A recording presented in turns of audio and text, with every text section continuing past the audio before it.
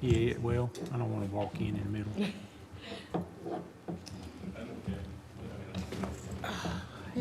Thank you for reminding me. Good. I decided to go for more than the peanut butter and jelly sandwich. That's funny. Hello, everybody. Hey.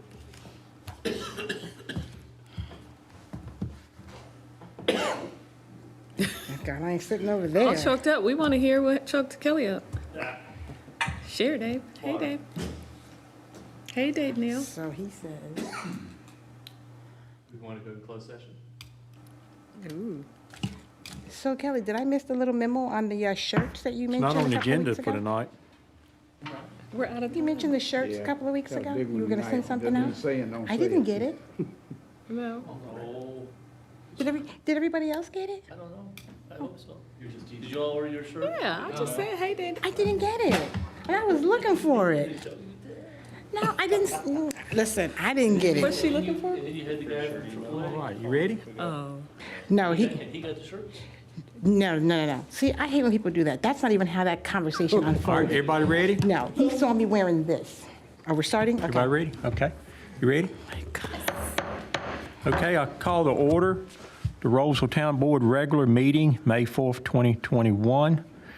If everybody would, please rise for the Pledge of Allegiance. And Jackie Wilson, if you would, lead us in invocation. Pledge of allegiance to the flag of the United States of America and to the republic for which it stands, one nation, under God, indivisible, with liberty and justice for all. Let's pray. Heavenly Father, we thank you for this day. We thank you for this time of year. We thank you for loving us and being so good to us. We pray for this nation. We pray for peace. We pray thy kingdom come. And we pray that the actions that we take here tonight are pleasing in your sight. In Jesus' name I pray. Amen. Thank you, Jackie. Okay, the first item on the agenda is the review of the business that we have in hand tonight and agenda considerations. We do have a lot on the plate. I think it's 6 public hearings. So we will try to move through this thing as efficiently as possible. Anybody have anything on the agenda you want to change or move around? If not, I'll accept that as we'll move on. Board Liaison reports. First one is Mayor Pro Tem Medley, Okay. Planning All right, Board. so I, just a couple of notes from the meeting that we had on the 26th. I believe it was the 26th, may not have been. I don't know, maybe. Anyway, some of the things that we discussed at the meeting that was mentioned, and I just want the commissioners to be aware of that when we speak tomorrow, there was some emphasis put on the greenways and recommendations in regards to, I guess, setbacks and what have you there. I just thought the sidewalks was pretty interesting in regards to sidewalks on one side of the street versus both sides of the street. There was talk about no sidewalks inside of cul-de-sacs, which I didn't agree with, but I understood short streets, it would be expensive to create sidewalks there. And then it was discussed, and I never really paid attention to this in regards to construction trailers. Currently, we do not allow construction trailers on developments, new developments that are being built. But there was some talk of allowing construction trailers. The only part that I struggled with just a little was in regards to larger subdivisions that have different phases, allowing a construction trailer on site for each phase. But again, I'm sure Julie will touch upon that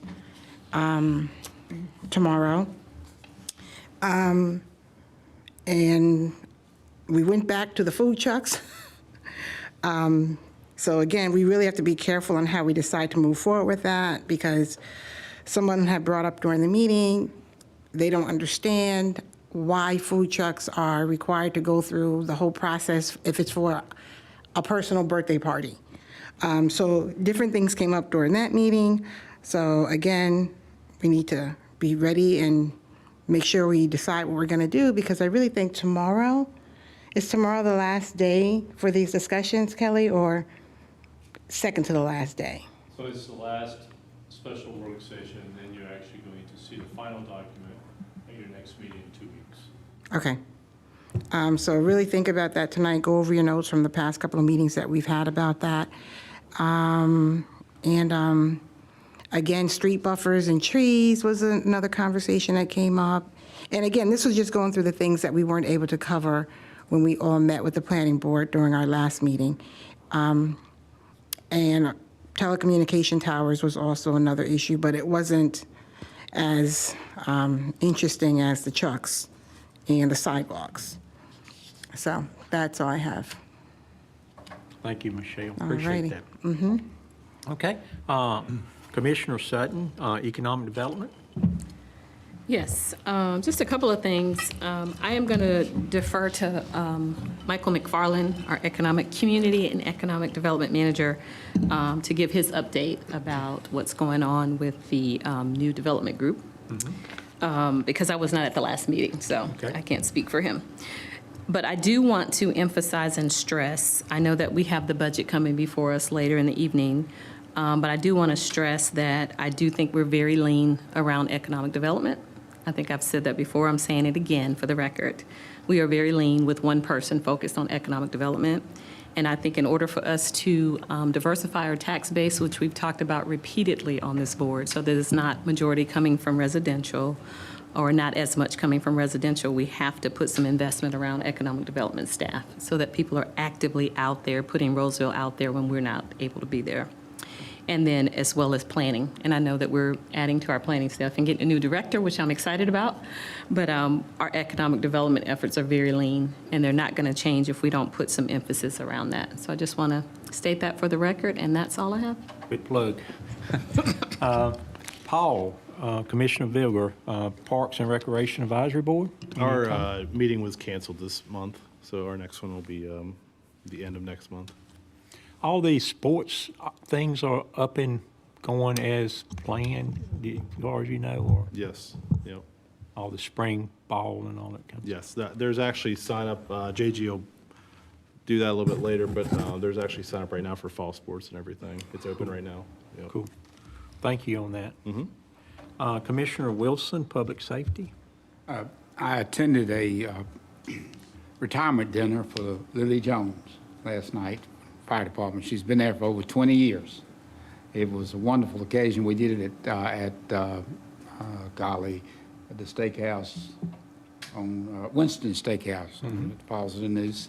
And it was well attended by the fire board members and then members of Miss Lily's family. She's 86 years old. She's had 3 jobs in 80-some years, and I think she worked over 20 years at each one of them. And she was over 20 years with us. And she's just, I mean, you look at her, you think she's in her 70s. She's just doing wonderful. And her sister is replacing her, her younger sister. But we had a wonderful What's her name? time. Do you know? I don't, and I have it in my notes Gotcha. at the house, and I didn't bring it. As far as the merger that we're still working on, that's still a work in progress. So we'll just leave it at that for right now. And that's all I have. Gotcha. Thank you, Mr. Wilson. Next item, Commissioner Sneed, do you have anything from the league you want to speak of? I attended a couple of sessions from the League of Municipalities conference that they had. There were a lot of good information. The unfortunate thing was that they saved all of the diversity sessions for the very last day, and I wasn't able to attend any of those. From what I understand, some of them were pretty powerful and something that needs to be shared with more people than could have attended there. I had some takeaways that one of them I want to share with Michael to see if the town is involved in that. ECU offers an entrepreneurship degree. Did you know that? It's a BS in business, and so they have a program where municipalities can sponsor students and bring them to their town for a couple of years. And so it's an interesting program, and I wanted to just talk about that. And they said that the league is switching gears, is focusing on broadband. Does Rolesville own broadband? No, we got the new company coming in, I think, right? I know that they said that they were the town-owned broadband, which is something that the league is focusing on. Yeah, and David probably say more about that. I know Wilson has some broadband, but then it was illegal, and it's still illegal, I believe, ain't it, David? And They must be working on it. they're working trying to get it back. Because really, the towns that really needs it are the rural towns. We probably couldn't do it here because we've got so many options, and then with Link, is it Link? Ping. Ping. With Ping Ping with a coming P. in, probably don't need it. But there's a lot of places in the state that really don't have broadband, and it's bad because like working from home would be tough for them without that. So I don't know, David. Do you know where it's at with the legislators now? Are they discussing now? I know the lobbyists for the telecommunications people are pretty strong against it.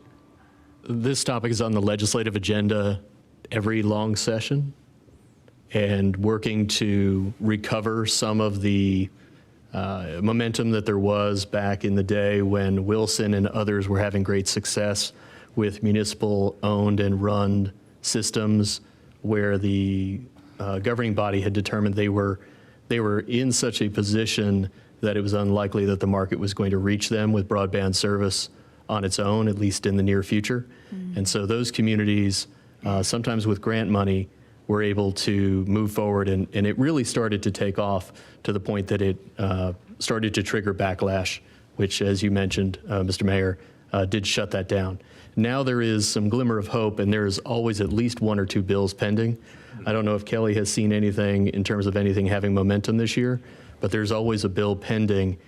I recall last long session, there was some nibbling at the edges for qualifying communities, but there does not seem to be any political will to reopen the idea of municipal-owned or enterprise fund broadband internet, at least as far as I've heard. Yeah, and one thing about Wilson, Wilson owned their own power system, same as Wake Forest. So they have their own poles and everything, so they can string up their own wire and stuff. That's where a lot of towns is really difficult because, like us, we wouldn't have no way to get it, unless we dig trenches or something. Yeah. So, it is an interesting concept, and I really think it would help if more people can get involved with the rural folks. So. Yeah. One last thing that I'd like to point out is that they had discussion on the ARP, the American Rescue Plan, and they advised not to put the money into new programs that need funding, but to use the money to pay for programs that need money relief from COVID, and also that the mayor in Winston-Salem has asked their residents what they would like to see done with those funds. So I thought that was very interesting, that they reached out to their people to see what. Yeah, and Kelly, I don't know if you had any invitations to that or not, but we do need to get, some involvement in understanding what the amount of money and also what we can use it for. I think it's very broad use. As April was saying, one of the things they're advising is, it's short term. It's a one-time thing. So if you use it for something that you got to continue to fund, it's not going to be very easy done, So it should be for one-time items. Yeah, we're still waiting for final guidance. And so Amy and I we think July would probably be a good time to have that conversation, definitely. Very good. Okay, well, thanks, board. Appreciate all the work that's been done in the last month. And I know I know we're very busy at this time and coming up to the summer. I think, hope we get caught up. Next item is a public invited to be heard. I think we got one person that has signed up, and in my understanding, there's no, was no internet signed up for this, was it, online, Robin? So one person, so come on in, Mr. Addins.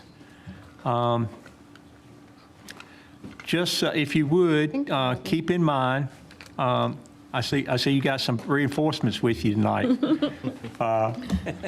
So I'll tell you what, I'll give you both 3 minutes at the max.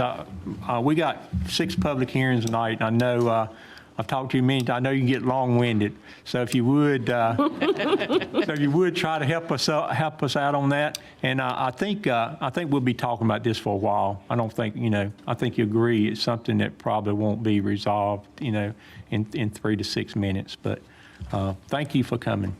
Well, thank you for having us, and I'll let him introduce himself, even though he's my son, since you're going to give him time. But I'm going to get talking because I've got it written out, and I'm going to be less than 2 minutes. Good.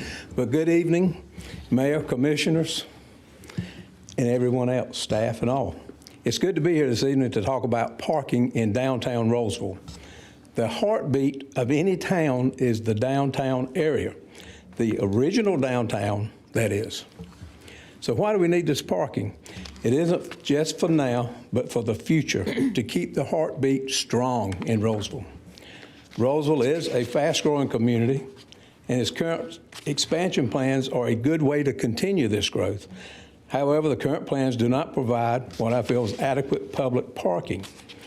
Rolesville does not currently have enough residents to support our local businesses with mainly foot traffic. I know that's changing a little bit. As such, public parking is a vital component to Rolesville's continued growth.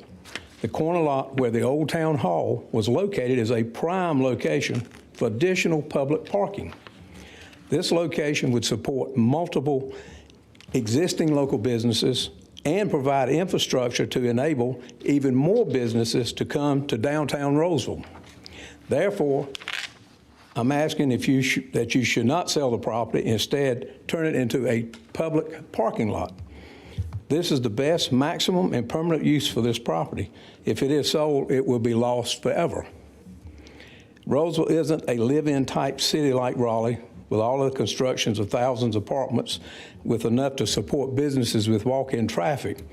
But while our areas at the intersection will be larger after the completion of the Main Street project, allowing for tables, chairs, benches for people to sit, visit, work on laptops, and even eat, permanent parking will be required. As I have traveled other towns, they all have public areas, parking areas for their citizens and visitors. Thank you for your time this evening. I would appreciate your support for the permanent parking lot. Thank you, Mr. Addins.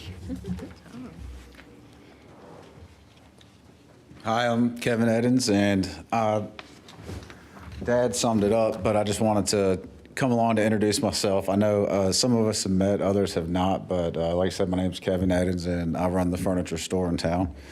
So just wanted to say thank you all for supporting your local business, and appreciate your consideration in the parking matter and some of the other things that'll be coming up as we kind of move forward in Rolesville.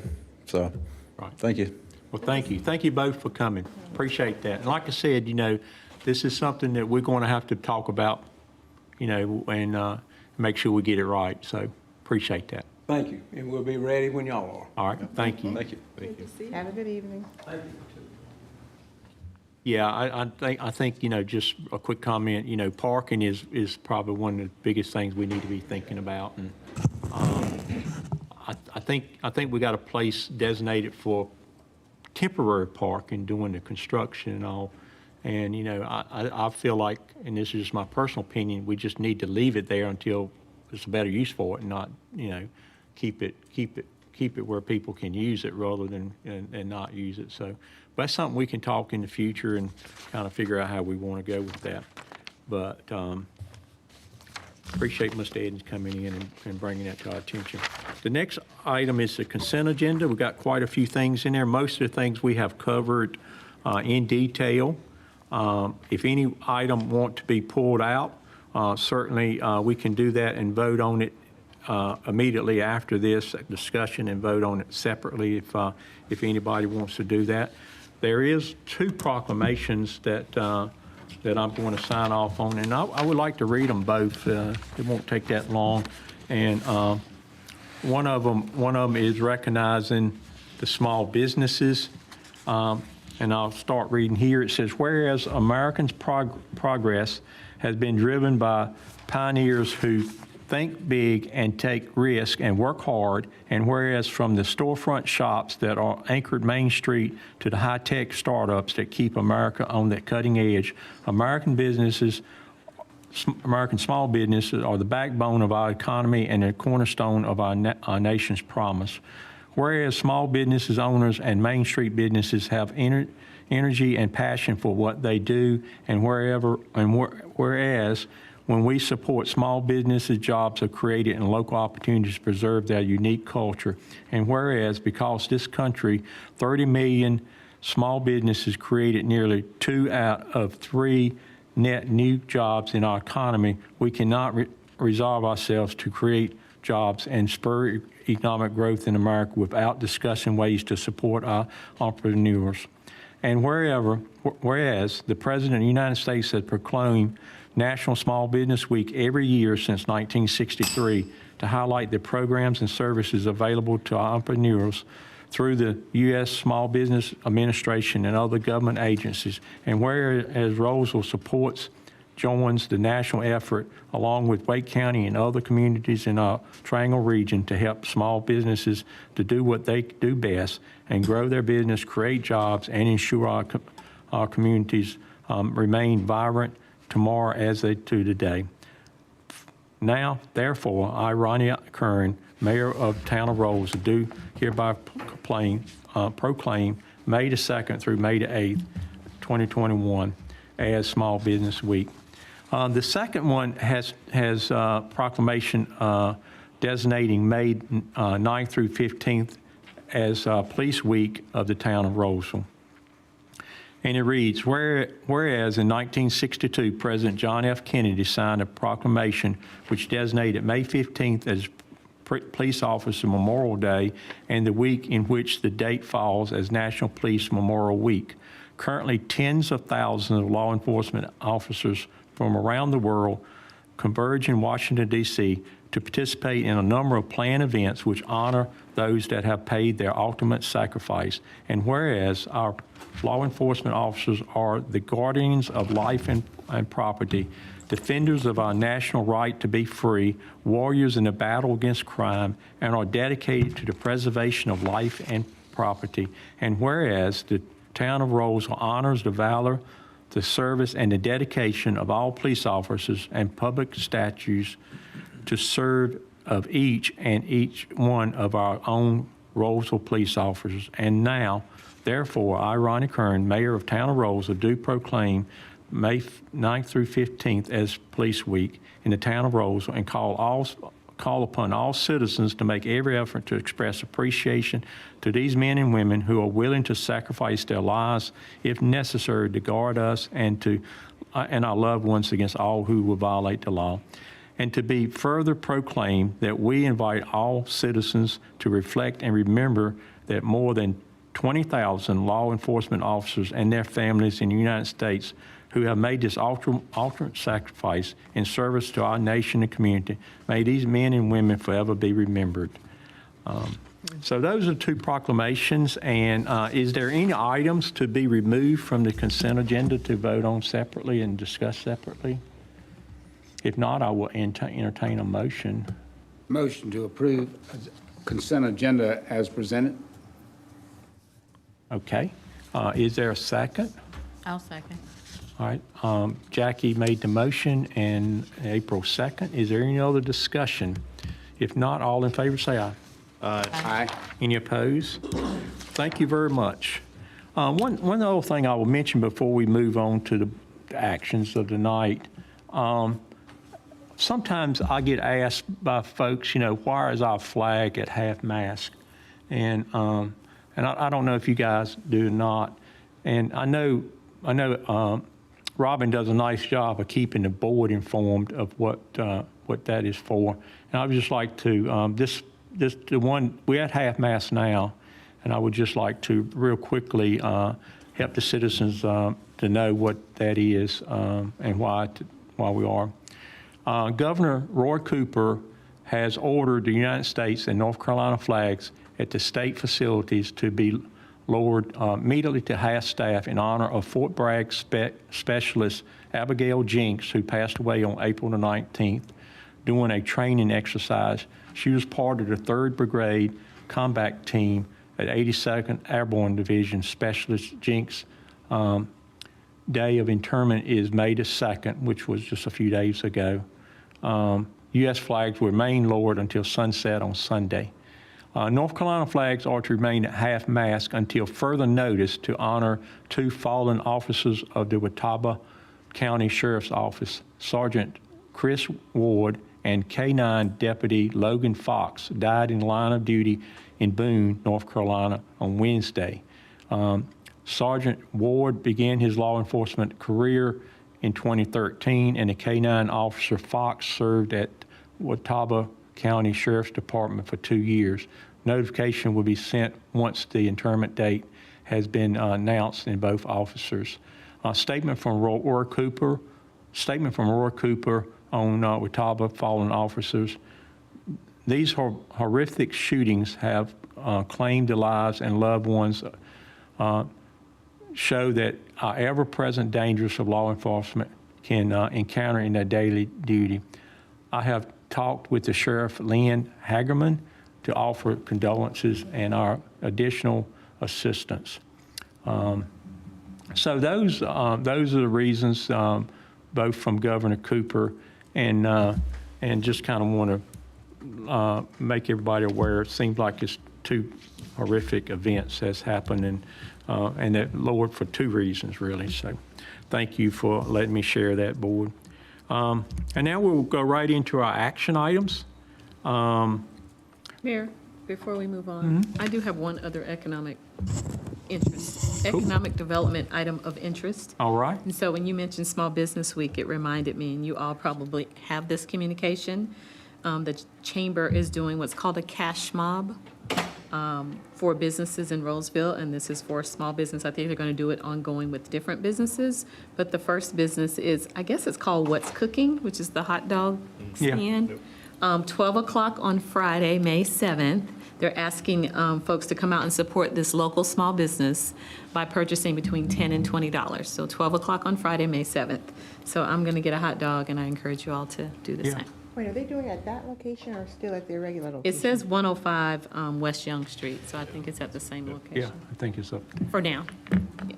So just wanted to add that. Thank you. Yeah, that's good. That's good. Appreciate that plug. And I also, since we're talking about new businesses, we also going to have a ribbon cutting. The Chamber is sponsoring ribbon cutting for the new attorney's office May the 6th at 3 o'clock, I believe. I think it's 3. So I think you're right. look, that's first really live ribbon cutting that we've done since last February, January, February, because of COVID. So exciting to get back into that. So thank you, Commissioner Sutton, for bringing it to our attention. Okay, we will now go into our board actions. Like I said, we got several hearings, public hearings, legislative public hearings. The first one on the agenda is ANX 20-05, Ashton Raleigh Residential LLC. And looks like, Julie, you're going to introduce that for us? I am. So good evening. Thank you for having me tonight. First item on the agenda is an annexation case. We have 3 annexation cases tonight. Can you hear me okay? Okay. So the first case tonight, it's known as The Point for us. It's right across from Quarry Road and down by the Rolesville High School and Roseville Road. The area in red is the request tonight for annexation. This is currently in our ETJ. It currently has development approval. It was given an RPUD approval about a year and a half ago, 2 years ago, as a little bit before I joined staff. And so it's zoned RPUD, and they are currently working through their development approval processes. They have CDs in right now. They have site plans in review for the townhome section, and then they have the site plan in for the northern half, which will come back before the board here probably before the end of the summer. And so part of those development processes and approvals is to go through the annexation process. So this is the boundary survey map that goes with the annexation process. That map is a little bit busy, so I'll go back to this one. I don't have much prepared in way of staff report because this is in the ETJ. This is already given zoning and it already is given development approval. At this point, the reason why we're requesting annexation is one, to connect to the utilities. Part of our merger agreement is that we have to have them annex into the town limits in order to give them the connection rights, and so that also lowers their rates, what they have to pay as far as the homeowners pay for their water and sewer rates. So this is the next step in the process so we can continue giving them their approvals. And that's all I have for the staff report tonight, unless you have questions. I don't know if there's anybody outside waiting to speak for or against on this one. Okay. Thank you. And I will open the public hearing and ask for any comments from the public in favor. You know of anything, Robin, over there? Mayor, we notify that the applicant is here and is available to speak only with questions. Okay. There's no public that wants to speak then. All right. I'll ask for any comments from the public in opposition. Do we have any of that? I'll ask the board, do y'all have any questions for the applicant to bring them in here? Any But questions? this is just for annexation at this point, not site plan, yeah? No. Have it in. I don't. No, it's pretty cut and dried. I mean, Yep. we've already, Any additional questions for staff before I close the public hearing? All right, well, I'll close the public hearing and turn it over to the board for deliberations and decision. Mr. Mayor, I'll make the motion, and then we can deliberate if we want. Motion to approve a contiguous voluntary annexation petition for 296.634 acres from Ashton Riley Residential LLC for property located on East Young Street, Genovesa Drive, Wake County, and the PIN numbers 1758930017 and PIN 176-804-4257 and PIN 176-806-8057 and PIN 176-8266125 into the town of Rolesville town limits. Okay, thank you, Commissioner Wilson. We got a motion, is there a second? I'll second it. Okay, thank you, Commissioner Sutton. So we got a motion and a second. Is there more discussion? I have a question. I know this has probably been answered 5 times over, but I just need clarity. So if we've approved this development, why does the annexation come at this point? It feels so, for lack of a better word, clumsy. Like, why wouldn't we have annexed it prior to now? The annexation can come at any time because it's already within our jurisdiction. So with it already being in our ETJ, the planning process, we already have control over. So the annexation can come through at any time because it is within our jurisdiction to rezone, to do development approvals, to give them building permits. So the annexation can really come at any time in the process. It is only when it is outside our jurisdiction ETJ, I that the gotcha. annexation needs to come first. I bet you have answered that 6 times, but thank And you for that I will clarity. continue answering it as long as you want to ask the question. Thank you. That helps Yeah, tremendously. I appreciate and that. one thing I will add, and the attorney can help on this, because it really confuses the board and the people, is it has to do with whether it's in the ETJ or not. Being that this is in ETJ, then the people that own the land didn't have to annex to pay any taxes. They could wait to the people that want to do something to buy it, and that's what has happened. The people that now have bought the land and they want to annex it. If you're outside the ETJ, then the landowner, original landowner, has to get it annexed before we can do anything, and that's the difference. And anything other than that, I think that's the, Well said. yeah. So I guess we could require it quicker if we wanted to. But it works better for the developer if the new people that bought it. And I think they just closed on it recently.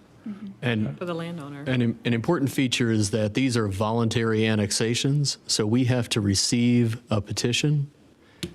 The property owner, whether that is the original owner or the subsequent developer, might never bring an annexation petition and may decide to try to move forward with use of their land without being within the town limits. The practical obstruction to that, unless they've designed their project accordingly, is they have to avoid the ordinance requirements regarding connection to utilities, and they can't get utilities, even if they want them, until they are within the town limits. So that does limit a user's options outside the annexation, outside the corporate limits, I should say. That is very helpful. Thank you all. Thank you. Okay, we got a motion and a second. Is any other discussion? Questions? If not, all in favor say aye. Aye. Any opposed? Not hearing any. Motion occurs unanimously. And we got a second one, very similar in nature, I think. This one is later in the process too. So are you going to introduce this one? I am. I will introduce this one as well. This is item C2. It is the case annexation 20-08. This is for the Preserve at Jones Dairy. This is for the south side. If you remember, Jones Dairy is broken up into 3 different developments. We have the south, central, and north. And for a map, this is the south side. This is, let me change this to a laser pointer. If I can get there, there we go. So this is the central, and then up here is the north. So the south is in the ETJ. These are already, the central and the north are already annexed into the town limits. So the south needs to be annexed into the town limits. Again, we do have the annexation boundary map for your records. And again, this is part of that development process that we just spoke of, where it's currently zoned, has the planning processes already started because it is in our planning jurisdiction, but in order to continue with the construction and construction approvals and road widening, things like that, getting the final plats, this needs to be annexed into the town, so that is where we are in the process. Didn't they already start some work on that land? They have started working on it, but they cannot connect to utilities until they are annexed. Okay, any other questions for staff? If not, I'll open up the public hearing. And Robin, anybody signed up, I'll say in favor or opposition? Not in favor, not in opposition, and they're reporting that the applicant is not here. Okay. So with no sign-ups in favor or opposition, is there any questions for anybody, the staff, anybody, before I close the public hearing? I do have one quick question. Huh? Just to clarify one more time. So they can clear and do everything that they could possibly do up until they're looking for connectivity. For the utilities, so we have to annex in order to allow that to continue. It's part of the merger agreement with the city of Raleigh. Okay. Yeah. I'll close the public hearing and turn it over to the board for deliberations and decision. I'll make the motion again. Motion to approve voluntary annexation ANX 20-08, Preserve at Jones Dairy LLC for 54.205 acres located at 1500 Jones Dairy Road, Wake County, PIN number 1759887615, into the town of Rolesville town limits. Is there a second? I'll second. Okay, thank you. So we've got a motion to approve by Commissioner Wilson and a second by Commissioner Vilga. Is there any additional discussion, any more discussion? Not hearing any. All in favor say aye. Aye. Any opposed? All right, approved unanimously. Thank you, board. Appreciate that. The next item, or I'm going to say the next two items, are somewhat linked together. The first one is an annexation. Being that this is outside the ETJ, we got to do an annexation first, if I recall the requirements. And then the second, item 4, has to do with the rezoning of 205 and 2013 Wade Avenue. Typically, the way we have done this in the past, and David, you can chime in, is we've heard the public hearing on the first one and closed the public hearing on the first one, and then we would hear the public hearing on the second one and close the public hearing on the second one, and then take vote separately on both of them with the item 3 would be first vote. Is that acceptable? That's an acceptable procedure. You could also combine them into a single public hearing if that would make a lot more sense, and then you will need to take 2 separate votes with the annexation vote being first. All right, so I'll leave that up to the board. How's it signed up? Do we have people signed up for both? Or are they all signed up for one? We do. We got people signed up for My both. advice then would be to leave it separate, as that is what the public has anticipated. Okay, that's my suggestion too. Okay, so the first one is public hearing ANX 20-06, 2005 and 2033 Wade Avenue. Looks like, Amy, you're going to introduce this one? Yeah, so we do have the applicant outside as well, so I'm going to introduce on the staff side, and then the applicant is here to also answer any questions. This is annexation case 20-06, as the mayor has introduced the case. This is the parcel right here. It is outside our ETJ, so this, before we can do anything else, we have to annex it into the town limits, and then we have to rezone it. If you annex the property, then we have to rezone it within 60 days. So we do have a rezoning application from the applicants who are requesting annexation for a R3CZ rezoning as part of their request to annex this property. So the parcels in question are contiguous to our town of Rolesville limits. While they are across the Waite Avenue, right-of-way is not considered as a jump in contiguous lines. So the right-of-way is kind of absolved in the calculations for whether or not it's contiguous. The other thing that I want to point out is currently we have annexation agreement that is under review with Wake Forest. But because the annexation is contiguous, it doesn't really matter about the annexation agreement line because this is still contiguous to our town limits. We would have rights to this before Wake Forest has rights to it by right because it will be contiguous to our town limits. However, we do have an agreement, and with that agreement currently under review, being resurveyed at this time, we are continuing as if this agreement is in place. We have notified Wake Forest of our intent to annex and to rezone these 2 parcels, and it is on our side of the line. So you can't see the yellow line here, but the yellow line comes right across here. So all these parcels here are considered part of our territory as part of the annexation agreement boundary line. But again, since it's a contiguous request, voluntary annexation, it would be in our jurisdiction anyway. So here's the boundary survey line. And I'm going to just show you this from the next case very quickly. I didn't want to double up on slides and make this presentation any longer than necessary.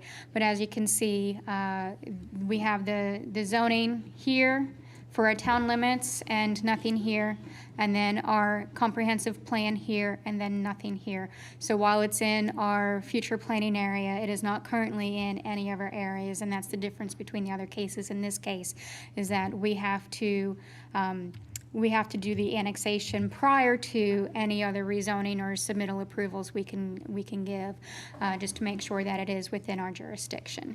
And so that is the staff report for the annexation. If you would like to hear from the applicants, I'm sure they have a little bit more to add to that. Okay. I will, any questions for Amy before we move on? I have a question for Julie. Julie. I said Amy. Yep.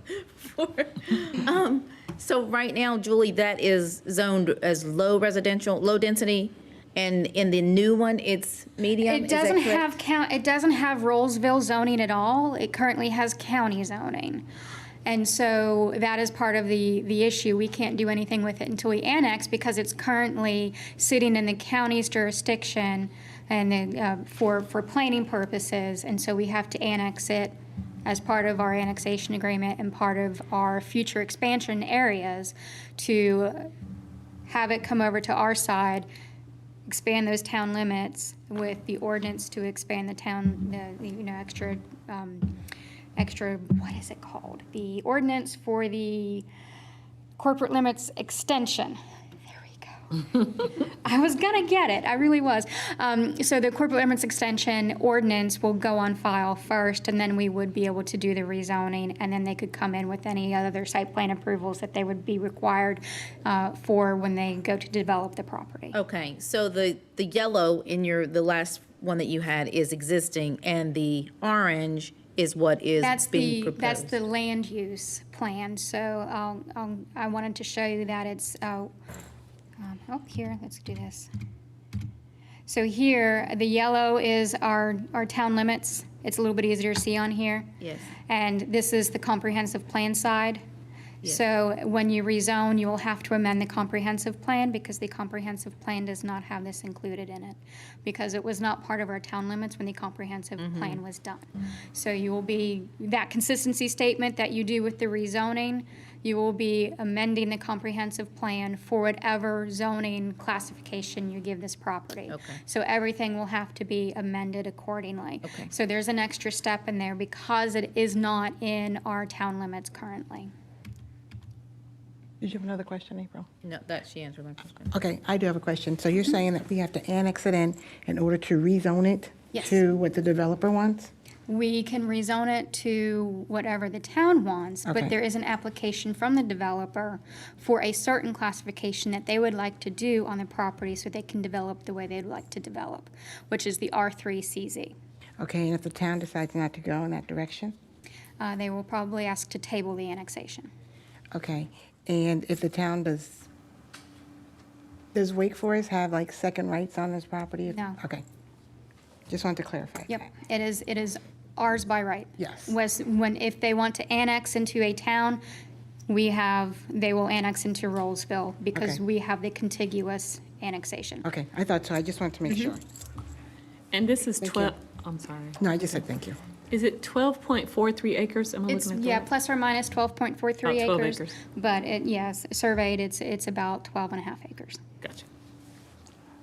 Julie, I was told that the developer wants to rezone it for multifamily. The current zoning, I was told, would allow that too. Yes, the county zoning would allow it, but they would have to stay in the county and not connect to utilities because they wouldn't be annexed into our town limits. That conversation where we had about So Go we ahead. couldn't annex it in and leave the zoning in place. No, because in order to have it in our town limits, it has to have town zoning. It cannot be part of our town limits and keep the county zoning. We would have 60 days to rezone it if we annex it. Okay. We could zone. The parcels around it belong to Wake Forest. Yes, so they're not like these parcels right through here are not in town limits, but they are in Wake Forest's future development areas. So they do This not. is Wake Forest and the part of their planning jurisdiction. Okay. And once we do our survey to straighten out the problem that we had when Wake Forest took stuff that didn't belong to them accidentally, okay? These people like on Carrie May Drive, will they ever be a part of Rolesville? No.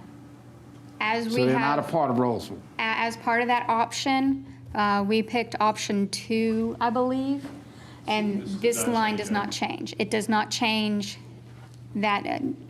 They Okay. will continue to be part of Wake Forest's jurisdiction and future jurisdiction. They will not be part of Rolesville. Yeah, we propose to keep it straight across, but I think with Thales coming there, Wake Forest, we did not agree to do that. And So wait a second, when did this come back up? Because I know we were waiting to hear something back. it hasn't come back up yet, but Oh, that's just the way, that's the way we agreed upon when we got together last time. so wait. That's wait. what, that's the survey they're working on, is that option right there. And that's what we agreed upon? Yeah. I remember. So that doesn't change for these residents. They would still be on the Wake Forest They're side. still going to be Wake Forest, and so they don't really have any citizenship or any ties to Rolesville. They do not have ties to Rolesville, but they do have standing to speak because they are adjoining Understand. neighbors. Yeah, I understand. And I have no problem with that. Okay. Any other questions for Julie? All right, well, I'm gonna open the public hearing then. I'll call the public hearing open, and first of all, I'll entertain any comments from, in favor of the public, in favor of. Do we have any signed up in favor of, or? Now, I do want to say, with the directions given earlier tonight by the staff, and also kind of what's written on the agenda, we want to really restrict to 3 minutes per person. Chase is part of the applicant. Chase is representing the applicant. Okay, that's fine. So, just 3 minutes per person is kind of what we're trying to accomplish here. So, thank you very much. Thank you. Good evening. I just wanted to introduce myself. I'm Chase Massey here on behalf of FLM Engineering. We are the applicant for the annexation and the rezoning to come here shortly. So we're here to answer any questions if you guys have any. Thank you. Appreciate that. All right. Is there any other speakers in favor?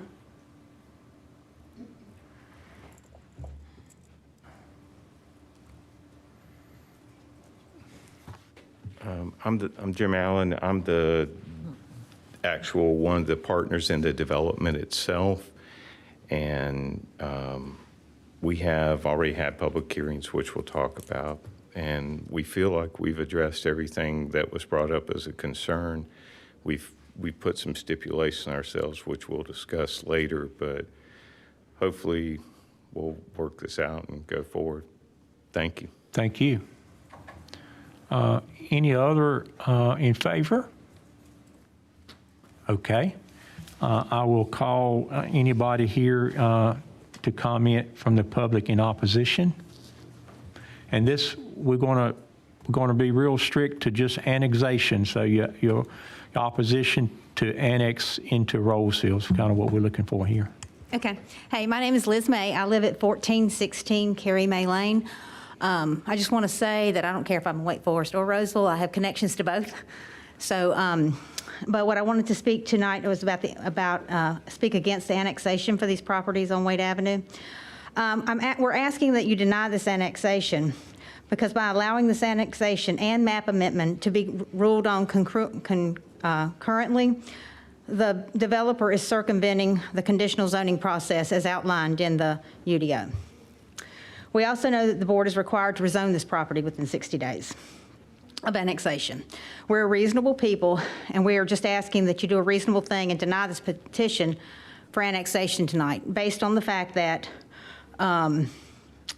they want to come in and do not really have their ducks in a row for the rezoning.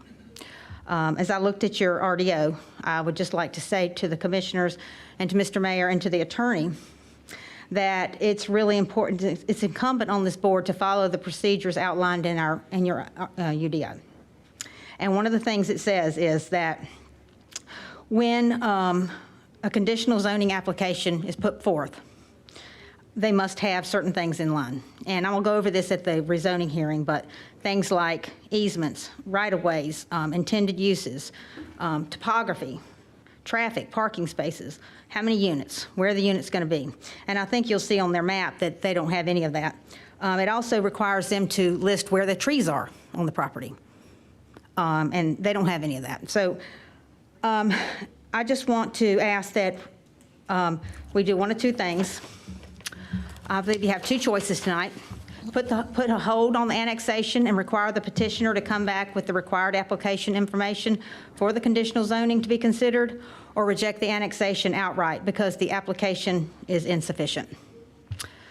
So in closing, I just wanted to remind the board that it's your responsibility to make sure that the UDO process is followed. If not, who can say what the real process is? And thank you so much for letting me come here and talk. I watch your meetings all the time. Well, thank you for coming. Did we get her name and address, Robin? Okay, good. Well, thank you very much. Thank you, sir. Appreciate it. Thank you. Oops, that's for the next, oh, Julie. Did it break? Julie? No, this is for the next one. I'll just put it back in here. I think we're good. I'll just try not to start it. Yeah, thanks, dear. Thank you. Thank you. Appreciate that. Any others to speak in opposition of the annexation part of this? Okay. Not hearing any questions from the board before I close this section of it? I want to ask the attorney about the accusation that she made that we're not following protocol. Say that again? Say that again. I didn't hear your question. I said, I want to ask the attorney about her accusation that we are not following protocol. Oh, okay. Mr. Commissioner, I have not reviewed the application. This is something that would be with staff, but I believe we'll get additional detail upon what has been submitted with their rezoning application during the next staff report and the next hearing. If there are questions as to whether the UDO was followed, we would need to take a look at that if there's an open question as to whether the letter of the ordinance has been complied with. Julie, you have anything to add? Yes, I do address this in the next hearing. for the Okay. actual map amendment. Is that acceptable? Since that is for the map amendment side and not necessarily for the We're annexation. not going to vote on anything we hear at all. The annexation application is complete. Okay, so we're not going to vote on the annexation until we get the answer. Okay? Yeah. And what I'll do, I'll just leave it open, and if that's okay. David, you don't have a problem. We'll just leave it open. I'll close them both at the same time. That would be fine. You can close the public hearing and you can reopen it as well. I'll do that. Okay. All right. So let's move on to item 4. I think more information will be coming out on that one. This is UDO MA 20-04 rezoning of 2005 and 2033 Wade Avenue. And Julie, it looks like you keyed up to give us more information on that. Yeah, so again, this is case MMA 20-04 for the same two properties that we've been discussing tonight in the last hearing, or the same hearing. It is for the 12.43 acres located at Wade Avenue. And the county zoning is currently the highway district, and we're requesting, the applicant is requesting for Rolesville residential R3 conditional zoning. So again, here's your maps that we've seen tonight. The area in red are the two parcels in question, the yellow annexation agreement boundary. And then the map that you're familiar with when we do rezoning cases, the left is the zoning map and the right is the comprehensive future land use plan map. So on the left, we have the RPUD development. This is a development for Pulte Homes. It already has their zoning. They have a special use permit in existence. This is the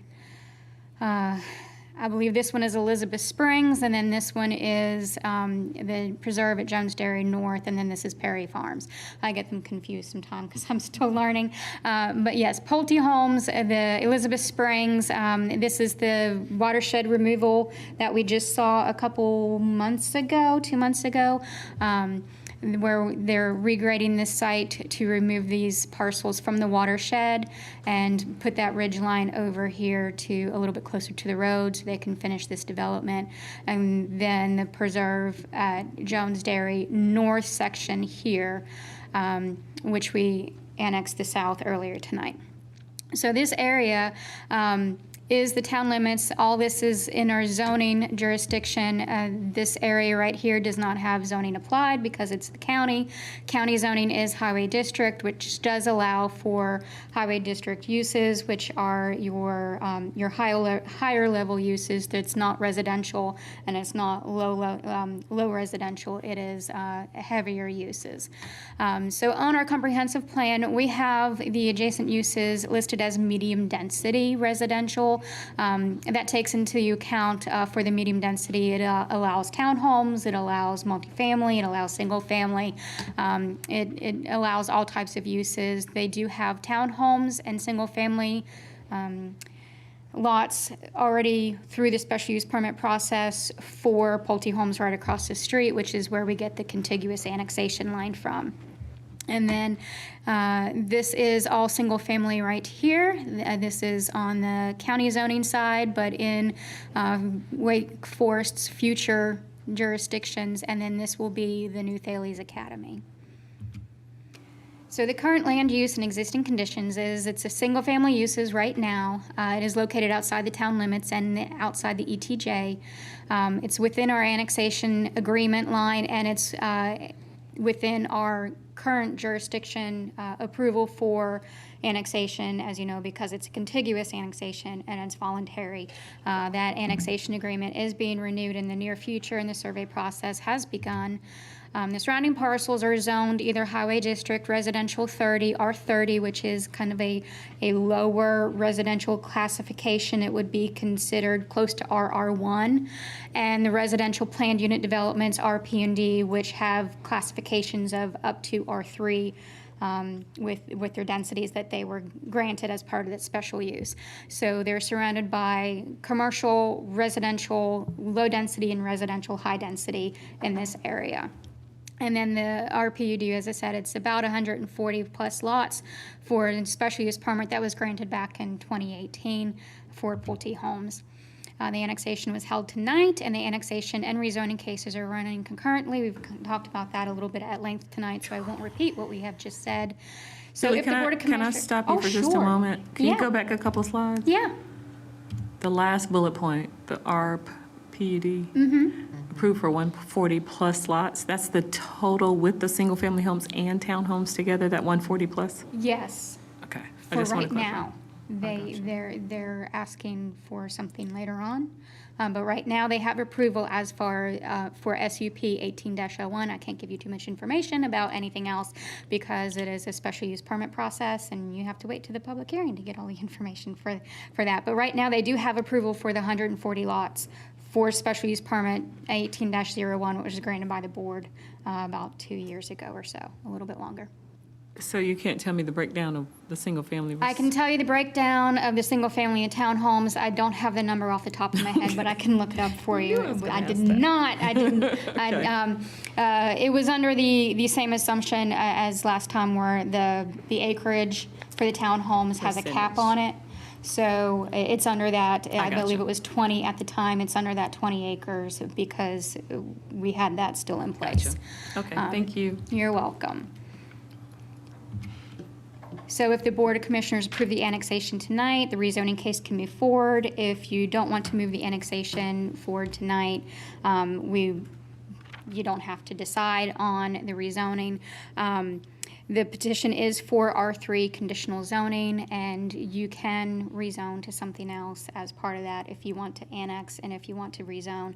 However, the applicant would need to be on board with that, and if they don't agree to whatever rezoning that you are wanting to go towards, they might want to ask to table the annexation process and table the rezoning process. So there's a couple of different ways this could go, and we'll walk you through that. Dave and I will walk you through all those processes when we get there, depending on how discussions go tonight.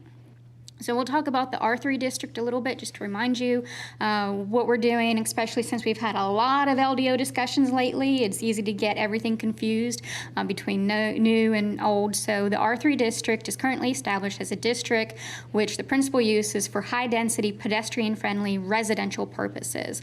And the regulations of the district are to protect basically the health, safety, and welfare of residential neighborhoods. The R3 developments currently are restricted to 15 acres for townhomes and multifamily. And the request is for 12.43 acres, so the entire site can be used for townhomes because it's underneath that development regulation we have. They are currently proposing our R3 townhomes. So townhomes are restricted to 8 units an acre, and for the density, and 8 units per structure for the building size. So you have 8 units per structure, and you have 8 units per acre. So you could break that up into separate buildings, like 4 and 4, or you could break that up to 1 8 building per acre, however they wanted to do it. But you have one building that can be 8 units, and only 8 units per acre as far as the entire density. I have never understood R3 to be just townhomes. I don't ever remember that. It is. I remember the whole discussion around single-family homes and townhomes being limited to a certain acreage. That was part of the RMPUDs, and so the. Yeah, that's but we- problematic. Okay. So. Yeah, that's, yeah. That's not- For R3, you're allowed townhomes by right. I've never heard that. So not by right, I think Original you still by R3 was special only use, townhomes, but wasn't the it? R3 allows townhomes to be developed in it. Yeah, But we because have the original whole R3 was only townhomes, I thought. Yes, originally R3 was only That was townhomes original. and multifamily. And we added the They went houses back to through it. and added single family to it. Right, but I didn't know it was just only after we did the addition that we I did. got you, So yeah. that's confusing. That's news to me, but go for it. Yeah. So they did have a neighborhood meeting, and the neighborhood meeting was held virtually due to COVID-19 restrictions. The meeting minutes and the attendance and the concept plan that was introduced at that neighborhood meeting have all been included in your packet as attachments. The meeting was held by the developer, and they're here to answer questions and also give you the rest of their case information after I'm done with just the staff report side of things. So the original request for only rezoning, after that neighborhood meeting, they amended the application to come back as conditional zoning, because after talking to the neighbors during that neighborhood meeting, they decided they wanted to add some conditions to the rezoning so it would help the process move forward and help protect the neighbors. So they amended their application to a conditional zoning application, still asking for R3, but moving from a straight rezoning to a conditional rezoning. And so the difference between the two is with a conditional zoning, conditions need to be volunteered and agreed to. And if you have in an illustration, you have to decide whether the illustration is just for concept purposes or if it's going to be part of the conditions and tied to the actual text amendment that changes the zoning process. They have submitted an illustration only. Can you say that one more time, please? So, for a conditional zoning, you can do a condition with just the text amendment, and those conditions are tied to the approval process for the conditional zoning process. You can also have an illustration that helps you visualize what those conditions are being laid out as. Then you can do a site plan as part of the conditional zoning as well. If you tie a site plan to the conditional zoning process, the site plan becomes part of the conditions. And so you're giving site plan approval rather than just approval for the zoning and those conditions. So the process is a little bit separate, and that's what Liz was talking about tonight when she spoke earlier, when she was saying that there's a discrepancy between what the current application is. she's right. There is a sentence in the UDO that says if you have a sketch plan, it must be approved as part of the development conditions and tied to the text amendment. However, they have not submitted a site plan. They have submitted an illustration for their property only, wanting to come back through with a full site plan and going through the site plan approval process after they get the zoning, which does comply with current UDO and current 160D regulations. So they do have a complete application, and the two processes are similar, but the end result is different. The end result with a site plan being approved as part of the zoning amendment means that that site plan actually has approval. You're approving that process that night. So kind of what we did with Hopper Communities, remember a couple months ago, we did the Hopper Communities, and they had a bubble plan, but that was not tied to their conditions. That was just an illustration purpose only, and they're coming back through with the preliminary plats. And the preliminary plats will match the conditions that they offered up at that meeting, and those conditions were recorded as part of their order. This is going to be the same type of process where they have an illustration to help you get a visual of what they're wanting to do on the land, but it is not going to be tied to the actual conditions that are part of the amendment to move forward with the rezoning case. So there's the two separate processes. And that is spelled out in our current UDO, and that is spelled out in the 160D regulations, so they are compliant with what they're asking to do tonight. So as part of that, you can ask for a sketch plan or a site plan to be submitted and approved as part of this development. You can go back and say that's a condition that you would like to have. If the applicants agree to that, you can add that condition, and then we can table it until they come back. The board has done that in the past before as well with other developments. So that is something that is on the table tonight as one of your decision-making processes. If you want to see something a little bit more fleshed out that you want to tie to as a condition of the amendment, then you can do that. So that is another option here. That is part of the process. So this is the concept plan that was turned in. Again, this is for illustration only, showing how the perimeter is going to be laid out, where the entrances and exits are going to be, the ingress and the egress, and where they're planning on some stormwater and design, and then the building units themselves and how they would flow within the property, how they have connectivity to adjacent properties. And so it's an illustration of this is our, this is what we're thinking for the development. Going back to comprehensive plan, the future land use map does not include these parcels along Wade Avenue because it wasn't part of our town limits when we did the 2017 comprehensive plan.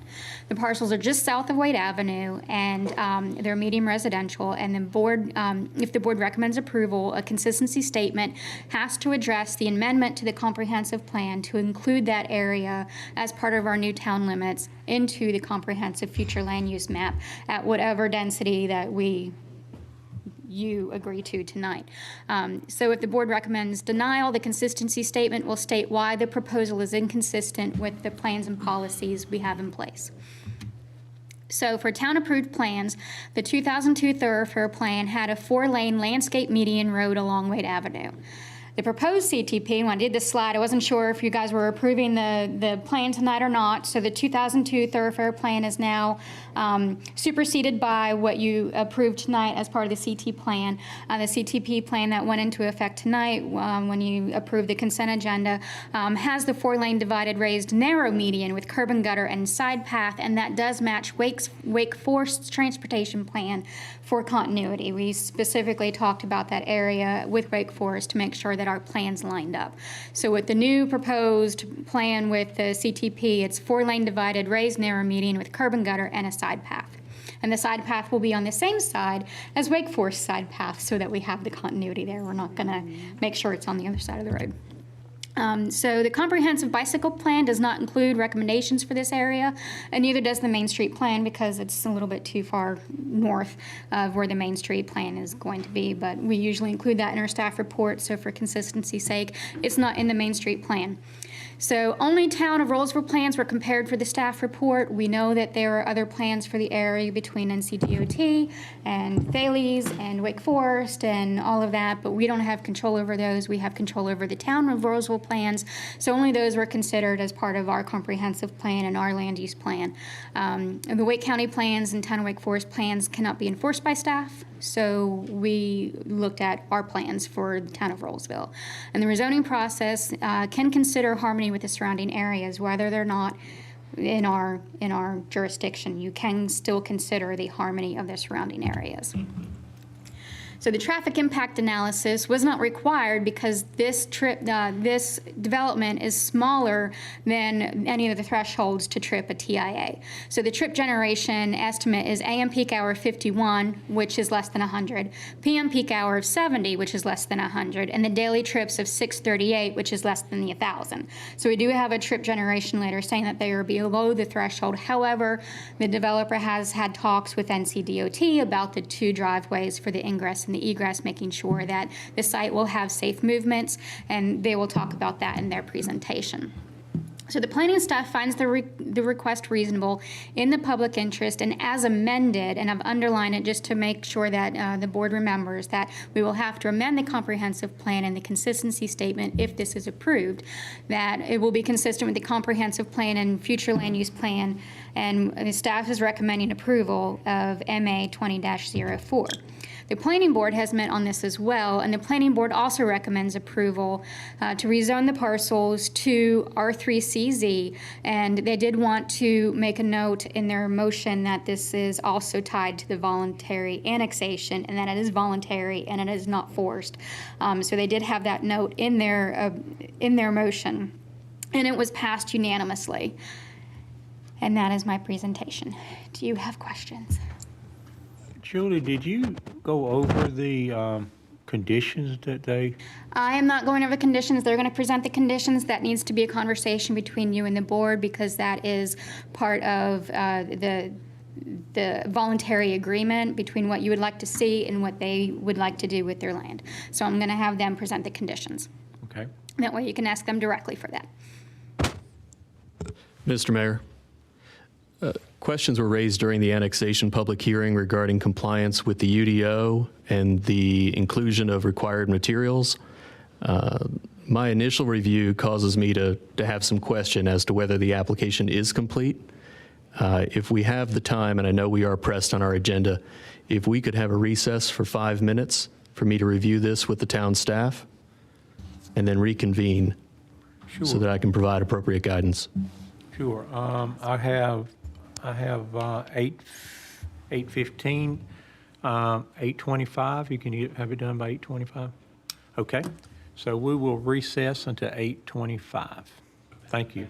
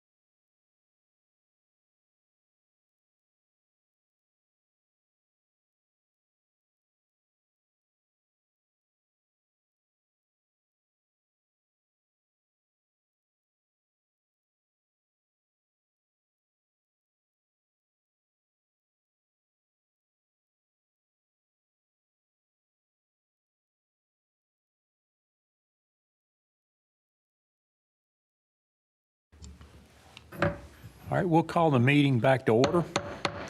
I think, David, you had the interruption, so I'll turn it over to you. You have a recommendation, or? Thank you, Mr. Mayor. And as a recommendation to the board, it would be staff's recommendation and the town attorney's recommendation to continue both public hearings to a date certain. Our next regular meeting should be a sufficient amount of time. The case would not need to be re-noticed and would not need to be re-argued, as the parties haven't yet gone through their whole discussion this evening. That will provide enough time for staff and for myself to review the UDO and address the question that has been raised. The question regarding the sketch plan is a reasonable one, and as we are aware, as we address the LDO, the current UDO is not always terribly clear. So if we could have that time, I think we would do ourselves a great favor in avoiding a future challenge to the action we might take tonight. Okay, so where we at right now, we got one public hearing open. One has not been opened. Do you want to open both and table them, or what? That's correct. You would open both public hearings and continue them, and I would look to the clerk to help us with the date and time. And are we suggesting, Kelly, a month from now, the next regular meeting would be June what? First. June 1st? Is there any questions from the board? Everybody okay with that? Oh, hold, yeah, no, Mr. Mayor, I have received important information that perhaps we may need additional time for the applicant. That's my 25th wedding anniversary, June 1st. I mean, I might have my That's pretty important, isn't it? We'll do it until June 1st. I mean, if I get shot. Let's move it to July. What, I would not advise you yeah. to do that. What date do we have in July? July 8th. July 8th. So that'd be after the 4th then. That'd be great. So it's not the week of the 4th. Okay. Just make sure I understand. Logistically, we're not hearing any more comments tonight? Is that what you're saying? That's correct, Mr. Mayor. You have not heard anyone on the second public hearing. And as to the first, that information is on the record. That public hearing is still open. To the extent any information changes, we would leave that open to anyone to speak in the future, even if it were the same individuals. Okay. All right. Well, in that case, I will open public hearing, UDO MA 20-04, rezoning of 205 and 2033 Waite Avenue. And we will continue it until July 8th meeting. Any other actions needed? Yes, sir. No vote needed on that? Can I ask a question of the applicant before they leave? One second. Oh. No vote? There should be a vote to continue There the should be a vote. Okay. So, Motion to table both public hearings to July the 8th. okay. I hear a second. Second. I second it. Okay. So Jackie Wilson made the motion, and Commissioner Medley second. Is there any other discussion? All in favor, say aye. Aye. Any opposed? Okay. Now, Sheila, your question? So I just wanted to ask, make sure my mic's on. Actually, it's for Mr. Allen, unless you're on the project as well. I'm referencing another project. Carlton Point Townhomes. Just wanted to know, I think we approved that in, I want to say spring 2019, if I'm not mistaken by the date. And just wanted to know the status of those. I was hoping to see them break ground, and I haven't seen anything, so wondered if we can get an update on It's going to be where we are. very soon. So what we've been waiting on, you guys approved in the back section of Carlton Point. You can take off your mask. It's hard to hear you. Remember, y'all were holding up the back section, recording in the back section of Carlton Point because we were trying to get a walkway and a The greenway? bridge connect. And I think they've gotten all that worked out. So the crew that we're using to develop the towns, we started developing them, and we pulled them, once y'all approved that, we pulled them back off and put them back on the other spot. Unfortunately, it's a small crew, and so they're working on that one. They're finished now, so they're getting ready to go right back onto the townhomes, and they'll be on those really quickly. Okay, so that starts what, Monday? I hope. I wish it was like 6 months ago, because the demand for housing is like beyond what we can deliver. With Apple coming, we may never catch up, who knows? Gotcha, and you're still in that price range that you quoted us then? Yes, ma'am, sure are. All righty, well, thank you. Again, this is going to be one of those two, so hopefully. Thank you. All right, thank you. Thank you. Appreciate that. I understand about 25th anniversary, because my wife's in charge. Yeah, I wouldn't advise you to miss that. Thank y'all. Okay, Julie, anything from you else? No, that was the end of our cases. Okay, thank you, appreciate that. All right, we'll move on to item number 5, public hearing, finance and agreement for municipal complex. And who do we have going to speak on that? Is that you, Amy, or? Yeah, I'm gonna start off, and then Amy's gonna make sure I say what, this is actually the financing agreement that's required by the local government commission to borrow money and intent is to borrow money to purchase the 17 acres of the Woodleaf property that you have under contract. When we originally thought about tonight and this public hearing, we thought it was an important piece to include in tonight's conversation, the due diligence that you have completed. And so we always set a target date to have that completed by tonight, and the engineers are in the room tonight to present that as part of this. It's not required. We just wanted you to have information. So what is required tonight to keep the course of getting this on local government commission, which Amy will explain further, is that you do go ahead and approve the resolution to enter into a financing arrangement so that the local government commission can take that action at their June meeting. If you, after tonight, after hearing everything, want to further at the next meeting talk about your interest to continue to purchase, move and approve and close, move to closing on the purchase of the property, you can. That is not something that we have scheduled for tonight. If you are ready to go, then you can give that authorization tonight, but that is not part of tonight's actual agenda item. We want to make sure that we had everything in front of you as you continue to consider whether you want to move forward on purchasing and financing this property. So, is that clear?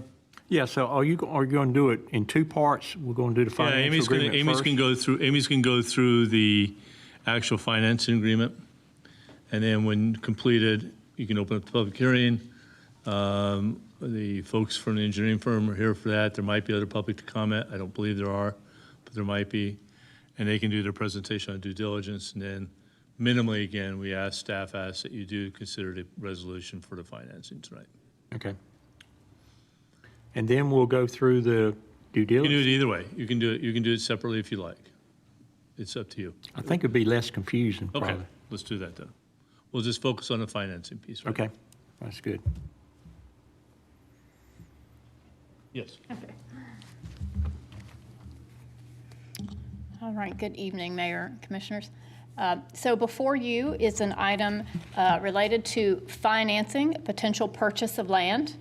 It is known as 406 and 408 East Young Street, sometimes referred to as the Woodleaf property. Approximately 17 acres. It's actually 4 parcels. And so in anticipation of the potential purchase of this land, at a prior meeting, you had authorized staff to go out and seek proposals from financing firms. So that RFP was issued, and we received several responses. A couple of financial institutions declined to participate, either because of the length of time sought to be financed or the length of time that the bid had to be open for in order for that LGC process. So we received 2 responsive bids, one from BB&T and another from Southern Bank. The responses are outlined there in the memo provided to you. The bid that we are recommending is the one from Southern Bank. It is for a 10-year term at a rate of 1.63%. There is no prepayment penalty for this loan. So if the town were at some point to decide to pay this off early, there is no penalty to do so. Can I clarify on those two other ones that declined to be a part, who they were? Let's see, I did put those in my packet here.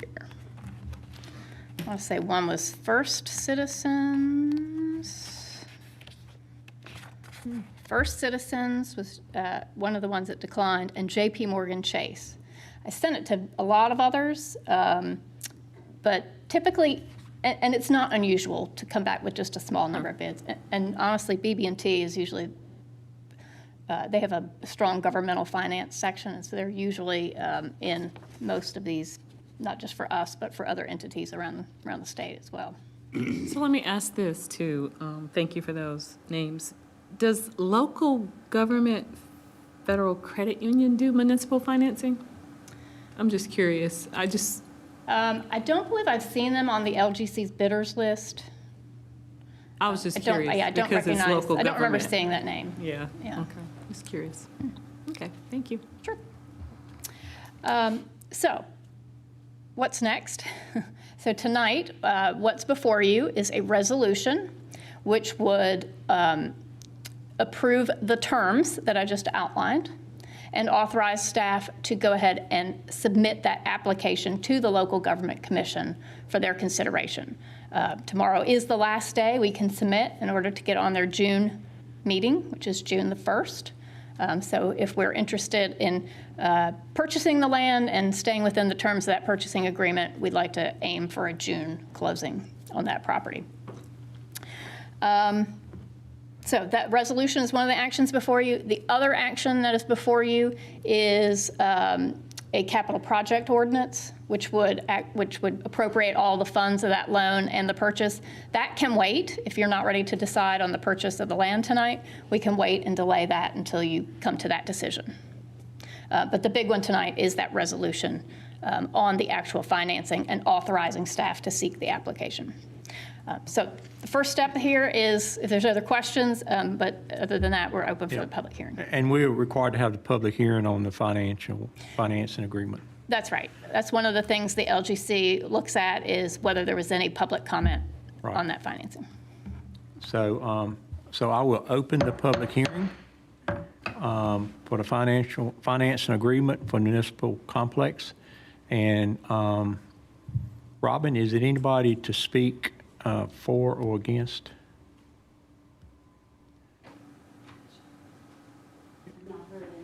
Yeah. Yeah, give it a quick check. Did you say it takes about 120 days for this part to take place? Is that what you're saying? Right. Well, you have to submit your application. It's almost a month before the LGC's meeting. And then, so, then you have the bid time, you have to advertise it for all. So you kind of work backwards. It can take about 60 days from the time you put an 60 RFP days, out until. okay, so 2 months, not 4. Okay. Not thank you. having anyone to speak for or against, I'm going to close the public hearing and make sure I understand what we're asking the board to consider here is just a resolution to continue the process so you can submit to the LGC for consideration, I guess. And we need to, we still would need to approve everything later, if we, other than just giving you permission, resolution giving you permission to proceed with the LGC and see what kind of approval they give us. Is that right? Right. The essential piece tonight to meet other deadlines would be that resolution. And then the rest could come later. All right, so I'll turn that over to the board for consideration and discussion. Mr. Mayor, for clarity, you are awarding the bid to one of the two applicants, I assume, with the staff recommendation. However, the board would still not be obligated at this time to either purchase or finance. Okay. Right. And we don't have approval from the LGC either, so. Correct, but let's say that you did. That would not entitle the awarded bank the loan. Right. Okay. It's not guaranteed that we're going to move forward. It guarantees them if we do this loan, it will be with them, but it doesn't guarantee them that we will do this loan. Gotcha. Okay, good. All right, any, With clarification from our attorney, I will make the motion to approve the resolution approving the financing terms. All right, we have approval, a motion to approve. Is there a second? I'll second. Okay, we got a motion to approve and a second. Is there any more discussion? Great interest rate.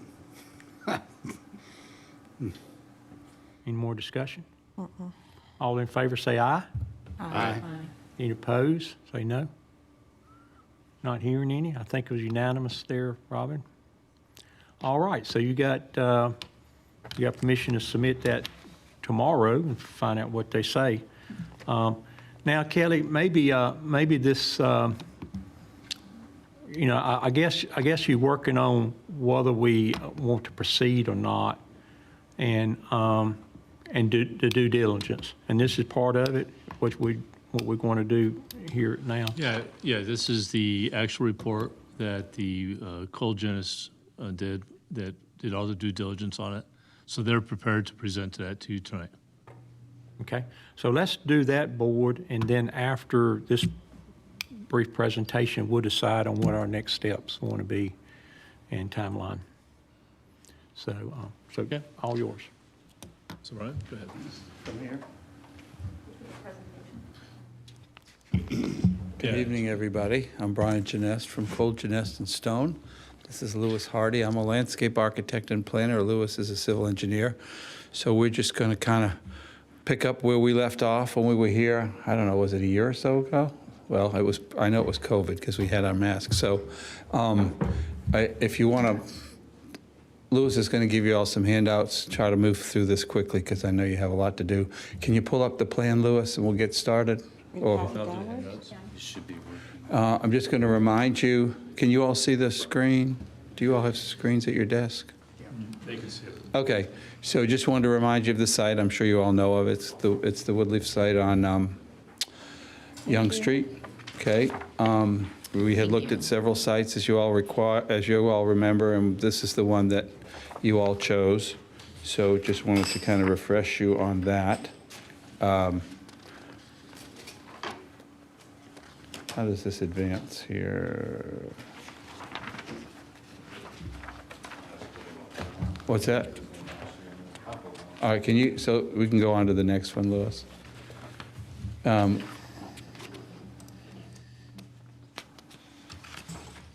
just start with the plan set here. So in the packet is the first sheet, of course, was the site itself, and then we have sort of a plan that shows the site with some a little bit of site analysis associated with it. We can probably skip over that, Lewis. Why don't we get right to the plan? That's really what we want to focus on with you all. Have you all seen any of this yet? Mm-hmm. Yes, you have sort of done preliminarily. So you obviously, we're talking about a town hall, a police station, and a library. And we're very excited that the library wants to be part of this because we feel like we can create a really nice sense of place for your town on this site. You can see the way we've laid it out. It also affords us the ability to create some really great public space right in the front. We call it a town green. It can be whatever we want it to be. For now, it's just a placeholder. You can see we'd have a new public street that would come from Young and would stub into that property that will connect onto Main Street.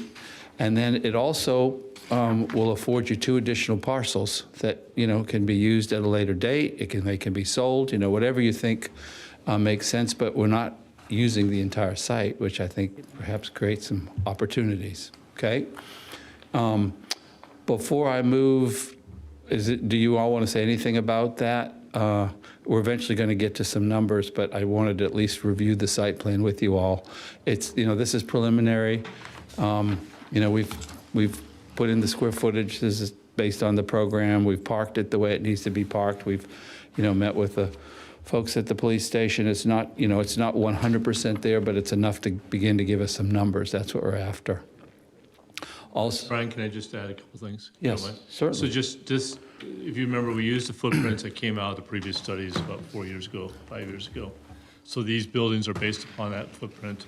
There was no reprogramming of these 2 buildings. It's called the town hall or police station. It's just really the box that shows what the footprint would be of a 15,000 square foot police station and 20,000 square foot town hall, which is what the effort you did as a town board previously.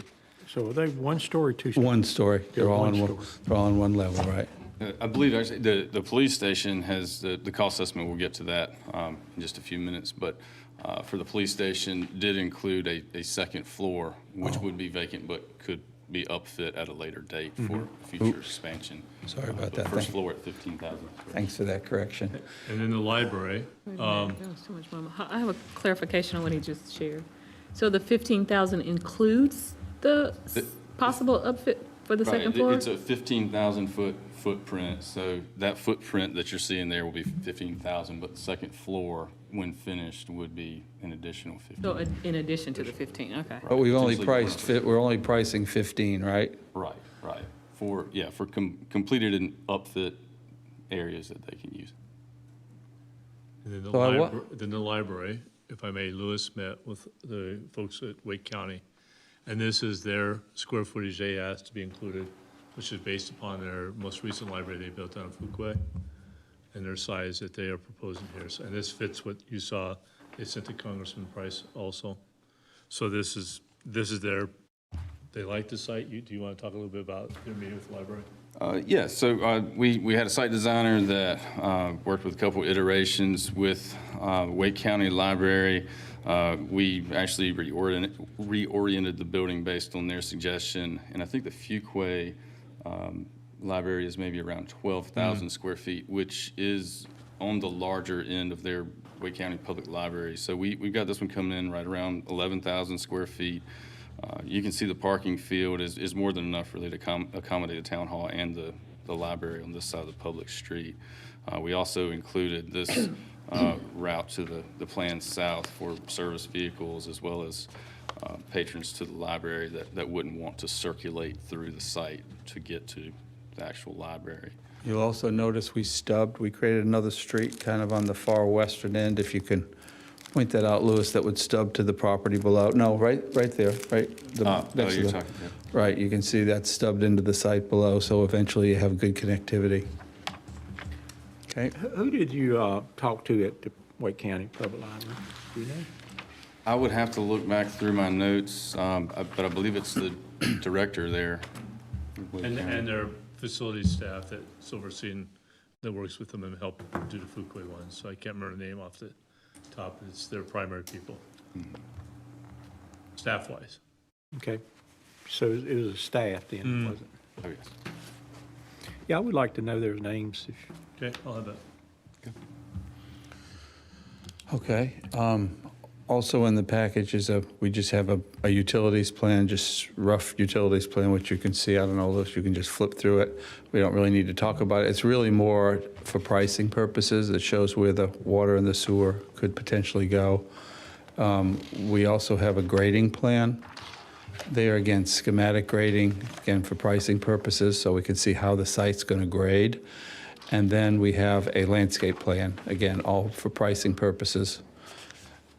It could all, change at some point, but we wanted to have some basis for our numbers. Okay?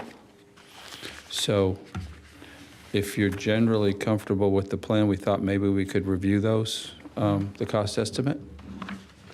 It was some discussion along the way, I forgot who by who it was, but some concerns about wetlands or is that a concern? Did y'all find that to be a concern? Yeah, I would touch on this little sheet here a little bit. Yeah, I can address, I have some more specifics that are outlined in these bulleted points, so just in case we wanted to get more in depth with some of those, especially the environmental concerns. So I'll speak to that really quickly. Actually, this plan or the grading plan both show them, probably the site plan a little bit clearer here. So you can see this hatched area. It continues from kind of the middle portion of the existing cultivated areas, the field out here, towards the rear of the site.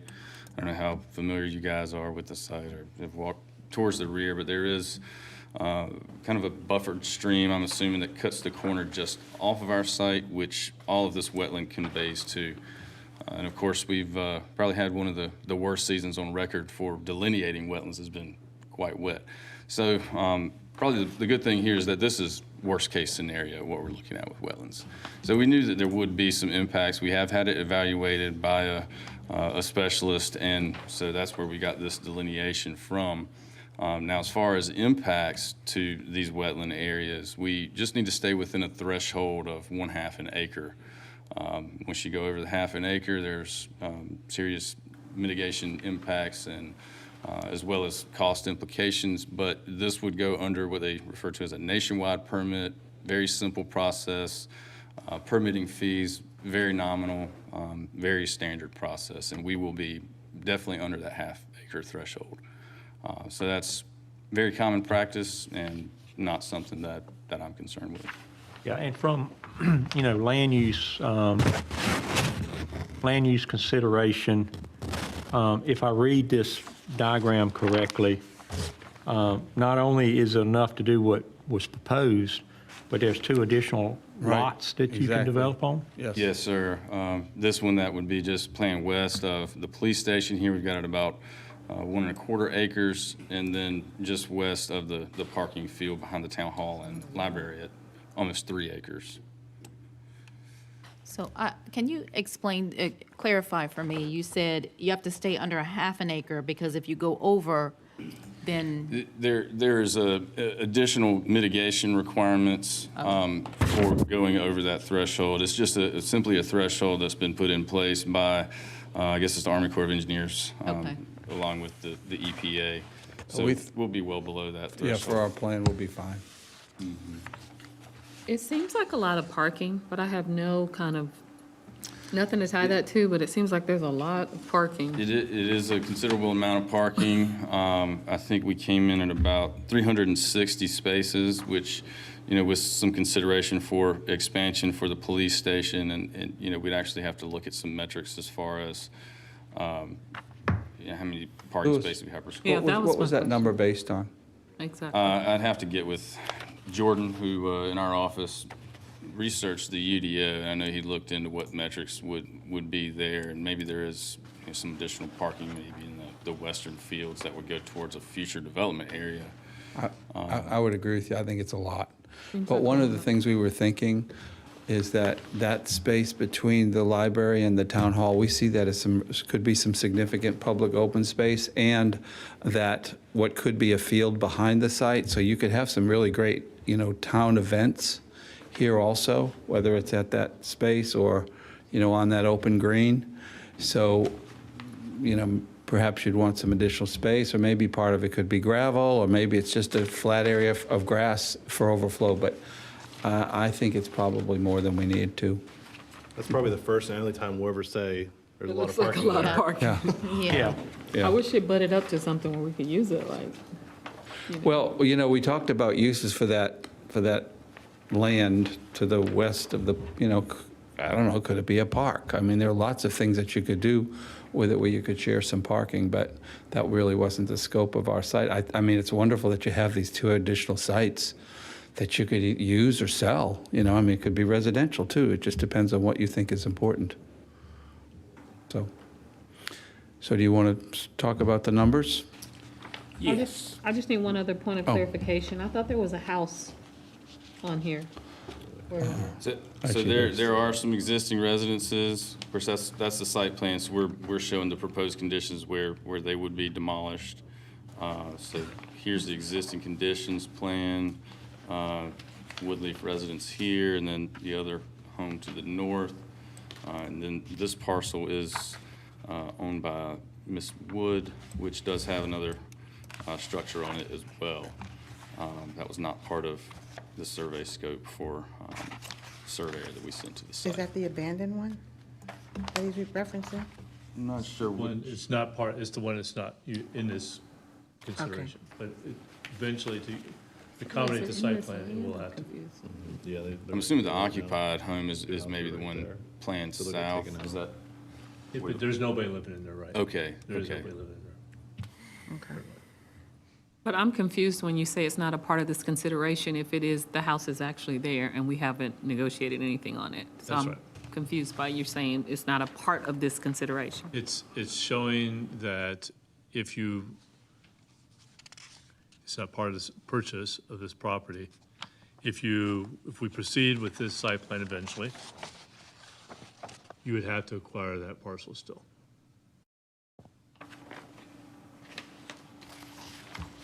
So to me, that feels like part of the consideration.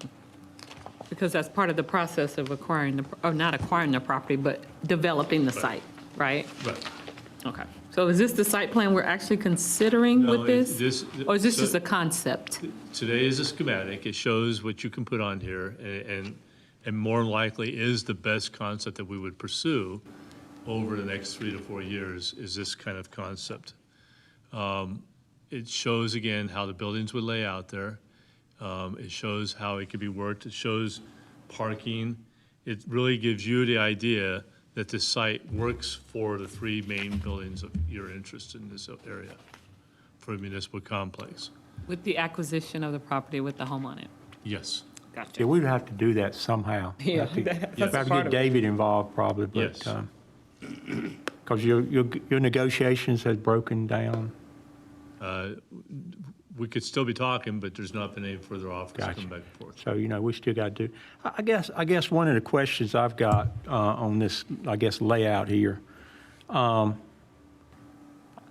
does it have to be done all at one time? No. In other words, I could very well see, our library partner, Wake County, has got a request in for get some federal money out of some of this stimulus stuff that's happening. So they could move very quickly. I mean, they could move, within. They might be ahead of you, right? That's right. They may be ahead of. So could the library do their thing? Absolutely. Without us doing They it? could come in that back road if you wanted to and just literally do enough parking just for them.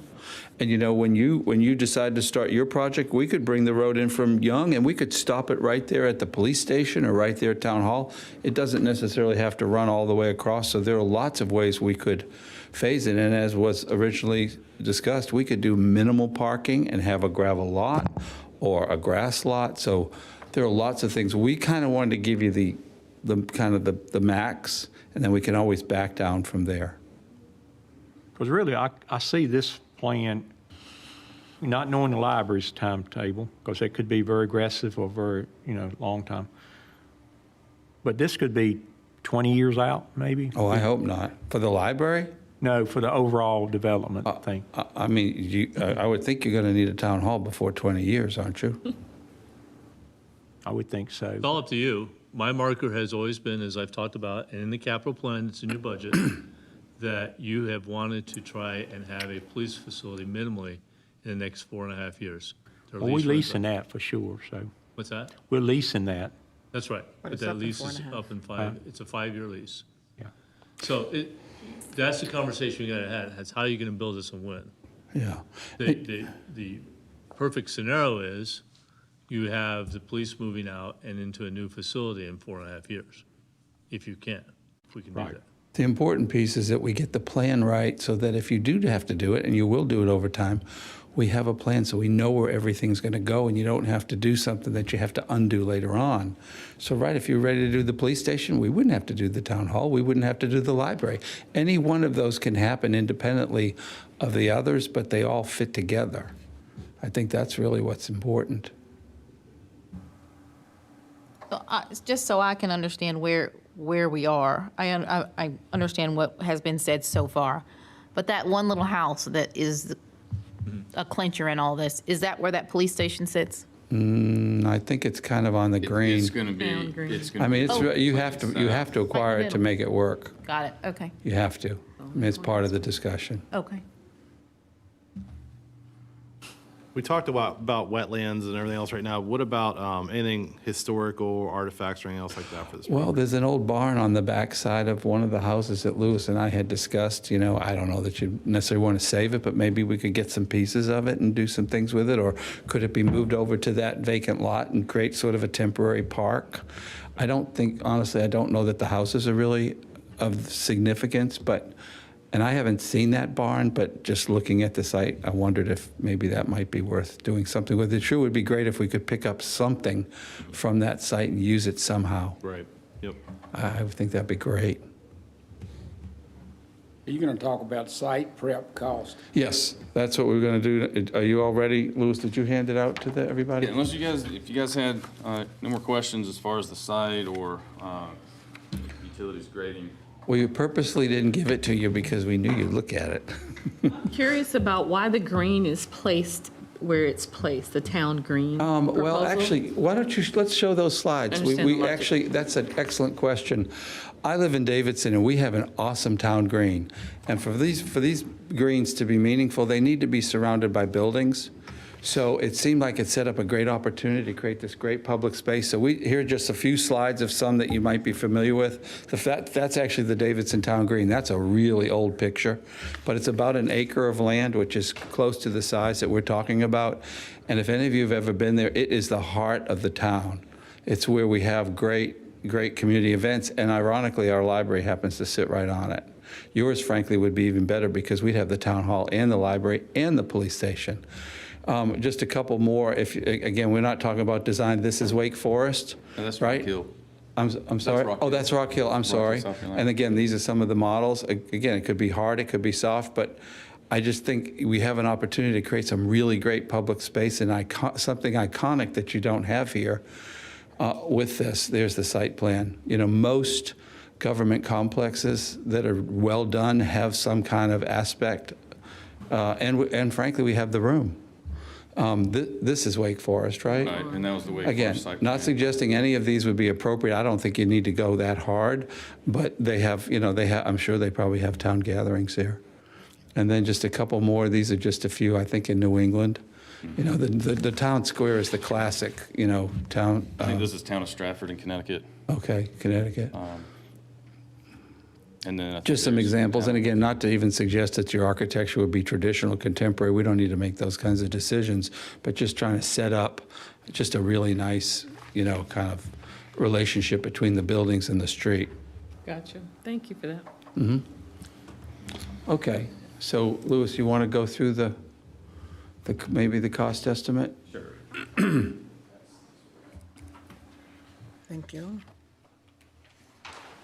So we worked with a cost estimator that specializes in municipal facilities. So they were able to get some good metrics for us, particularly for a town hall and a police station. So the first page there is just a summary of the construction costs. So they broke out the site work. The detail that you'll see on the following pages will mostly pertain to the site work. So the town hall building, you can see there, 20,000 square feet. They've got a cost per square foot coming in a little over 5.4.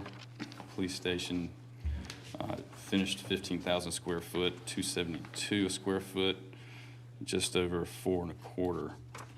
And then the site hovering just under 4 million with contingencies included.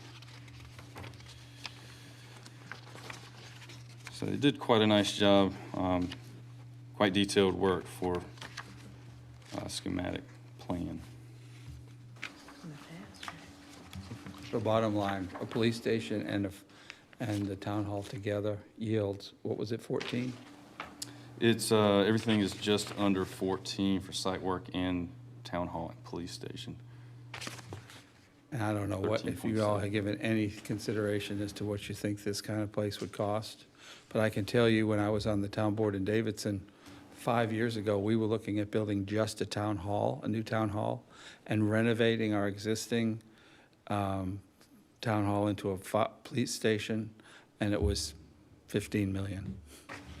So I know it's a lot of money, and we're not here to suggest that you spend that money, right now, but in terms of a police station, a new town hall, and all the things that go along with it, in these days, is really not that bad. I was actually quite pleased, frankly. So the site itself, and I think that's kind of what we're talking about, the site. If you was to put this same concept at a site B, is there anything about this site that makes this cost higher than you would think at another site or something? Actually, Louis, go to the grading plan if you would. Actually, it's a really nice site, frankly. It's not too terribly hilly, right? I mean, remember, if you recall, we were studying some of those other sites, the one that was on whatever the street is behind us there. This one, I mean, Off Burlington, yeah. if you look at the way it's graded, there's some tight grades on the very back corner, but it's actually, I mean, it's pretty good, frankly. We're not spending more money to get the site prepped. No, I don't think you No, are. fortunately, we had a geotechnical engineer, and you guys will see some notes as well on the second part of that due diligence summary on the reverse of that sheet. So we had an environmental consultant, a geotechnical engineering consultant. We actually even looked at the flow rates and pressure in the water main in the street out front. That came at a nominal cost, which looked great. Booster pumps you spend a fortune on. Not going to need that. Fortunately, we have water. We have gas that's just across East Young. We've got sewer. It's a force main, but we'll be looking at probably grinder pumps and pushing to that force main in the street. We're not laying any public sewer. But If the street does become a public street, we will be asked by City of Raleigh to install a public water main along this public street. One thing to keep in mind, though, you're gaining 2 additional sites. This site is bigger than it needs to be, right? I mean, I'm assuming you have to buy the whole thing. But remember, you have 2 sites, and if you said, hey, maybe we'll sell this site for townhouses or office or something, or you might decide, hey, we might, as the town's growing, sure would be great to hold on to this site because it's right next to our government complex. So don't forget, as you think about this site, it's more than you actually need right now. So there's some additional value there that doesn't correlate to exactly what we're doing. I know we didn't ask you this, but so it's kind of catch you off guard here a little bit. But, one of our future plans call for having it like a community center with basketball facilities and stuff like that. Is that enough space to do that? Absolutely. I love that. Definitely would be. I love that I love that space behind. Even that small little lot that's right across the street from all that parking. I mean, we could fit a community center on either one. The thing I like about the lower one, you could probably get some fields in too, some open space. But that would be an awesome place for a community center, if that's something you want to do. For some reason, I thought it was, looking at the design, that there was there must have been some talk about it, because it does seem like it would be big enough for that. No, but I mean, we could easily, if you gave us a program, we could easily put that on there as future. I mean, I have to tell you, we do a lot of this planning. I love this site. I mean, I just think it addresses so many of the issues that we talked about. It's, it's close to your downtown. It's really a very nice site topographically. It creates a really great sense of place. I mean, not to take anything away from this town hall, but let's be honest, this is not the greatest image for the town of Rolesville. This is awesome. I mean, this would just, you talk about creating a town hall with a green in front of it and your police station and your library. I mean, it's like a dream come true for a small town as far from a planner's perspective. I mean, it's just, I can't say enough about it. And there's additional land for you to do other things with. So, and we can do it in phases. If you can acquire the property and we just do it a little bit at a time, it might take 10 years to realize everything. And if you said to us, look, tell us just what the bare bones is to get either a police station or fire station, we could run those numbers based on the information we have to kind of give you the minimum. This is kind of the maximum side of it. This cost, you mentioned a public street, so if you put a public street through there, you got to have water and everything else through there. Sidewalks. Required. You have So to do- is that included in this cost here? Public It street? is. It is? In the public water, if this were a private street, or if it were more designed as, say, more of a driveway connection, if it was not public, then City of Raleigh would not require the water line extension. We do have sewer at the rear of the site that could potentially serve future parcels, but for our buildings up front on East Young, we didn't feel like the expense of sewer would be something that would be necessary for development of those buildings. Good. So there's some flexibility with, as far as the public street and water line aspect. The other piece of this too is, that there's development proposed just north of this site on the Scarborough piece. and you can see if that road stubs up to Main, you have another way to get around that, your main intersection, which over time is probably going to get more and more congested. So it's, I mean, in terms of connectivity, it's a really great way to have a street that kind of comes around and wraps your Main and Young intersection. So, Okay. Anything else you guys are planning to present? that's That was for it? tonight. Yes, sir. Great. Unless you had questions, you got these materials, you guys. Lot to digest. Yeah, Feel free to keep great, those. great job. Great, thank you, everybody. A little bit more impressive than I thought, so I appreciate it. As for the board, we're going to probably have to wrap this up at some point in time. Any thoughts on how you want to do that? Do we want to put this on the agenda for the July meeting to deliberate and make a decision on? Do you want any more information? Do you need any more legwork from Kelly or the team? Would you like to have some public input from it? What is your thoughts? I like all of the above. Just a reminder, so the contract we signed has a 120-day due diligence, which expires May 28th. And then you have 60 days to close after that. So you've hit, generally, I think, everything within the due diligence period based upon tonight. So it's really up to you how fast but we would have to make a decision sooner than July. Can I have a copy to take? Because I do want to digest this information. Sure. You do not. That would be great if I could get my own Any of copy. these materials you guys can keep, and I've got a couple. They're all yours. Couple extra copies. I know, we just had one to share. I just want one that I can take to digest. Yeah, if you don't mind. I think the site's ideal. The what, I mean, Jackie? the cost is, chokes me to death. What do you say, the what's an I said, idea? I think the site is ideal. Oh, the site. The cost chokes me. I mean, we're talking about when you get land costs and everything, we're over 15 million if we built it today. So you can figure by the time, if it stretches out to 10 years, we're gonna have $20 million in this project. But it's something that we need. We've got to decide, do we need it now? Is this a want or is it a need? But the longer we wait, the more it's going to cost. So it's my recommendation, we buy the site and we do this in stages as our budget allows us to. I think it's a need, Jackie. You think it's a I think need? it's a need because if you look at the police station, we're going to outgrow that. Yeah. We have 4.5 years left on that lease. We've already outgrown the town hall. And well, we all know the story with the library. I think we're the only municipality without a library. Well, I think the library is a want, not a need. think it's But a I need, think we Jackie. can get Wake County to help us with that. I think they've committed. Yeah, they would do all the work, they do all the costs. Yeah. So, They haven't committed the cash. And that's not even, see, if you'll notice, the library's not in this, only on paper, but not in cost, right? Right. No, the library's not on that at all. All Right. we've done is provided them the site. There you but go. It's my understanding they're committing to The you. though. picture's there, but the cost is not.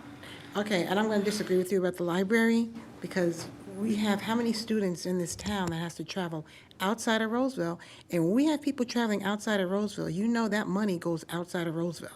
If kids have to do a project, parents are going to eat out, shop, whatever, while they're outside of Rolesville. So I feel that we would keep a lot more people, retain a lot more people, a lot more business dollars with people. But I know what you're saying between a want and a need, but I do feel the students do need a library to go to.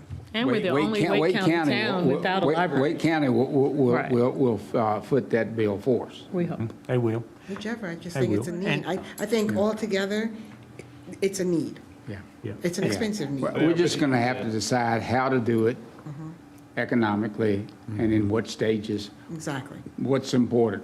Right now, the police station is the most important thing, in my opinion. You may differ with me. But the site, we're not going to get a better site, I don't think. I think we should buy the land. And the beauty of the police station as you can see by that site plan, we could literally build a driveway into that with a parking, and your infrastructure cost would be very low because it's basically right at the street. Yeah. You know, I mean, I think what we probably should do, with your permission, you know, we don't have to decide that tonight, is we need to look, you tell us what you need at a minimum, and then we'll run some numbers. So we don't want to scare you away with that 14, 15 million. That's doing everything. We know you're not going to do that. But we could look at doing it in, okay, if we just do a police station, what's that going to cost? Or if we just do the town hall, what's that going to cost? And we can, this site phases beautifully from And I Young do Street. think that's out ahead of us.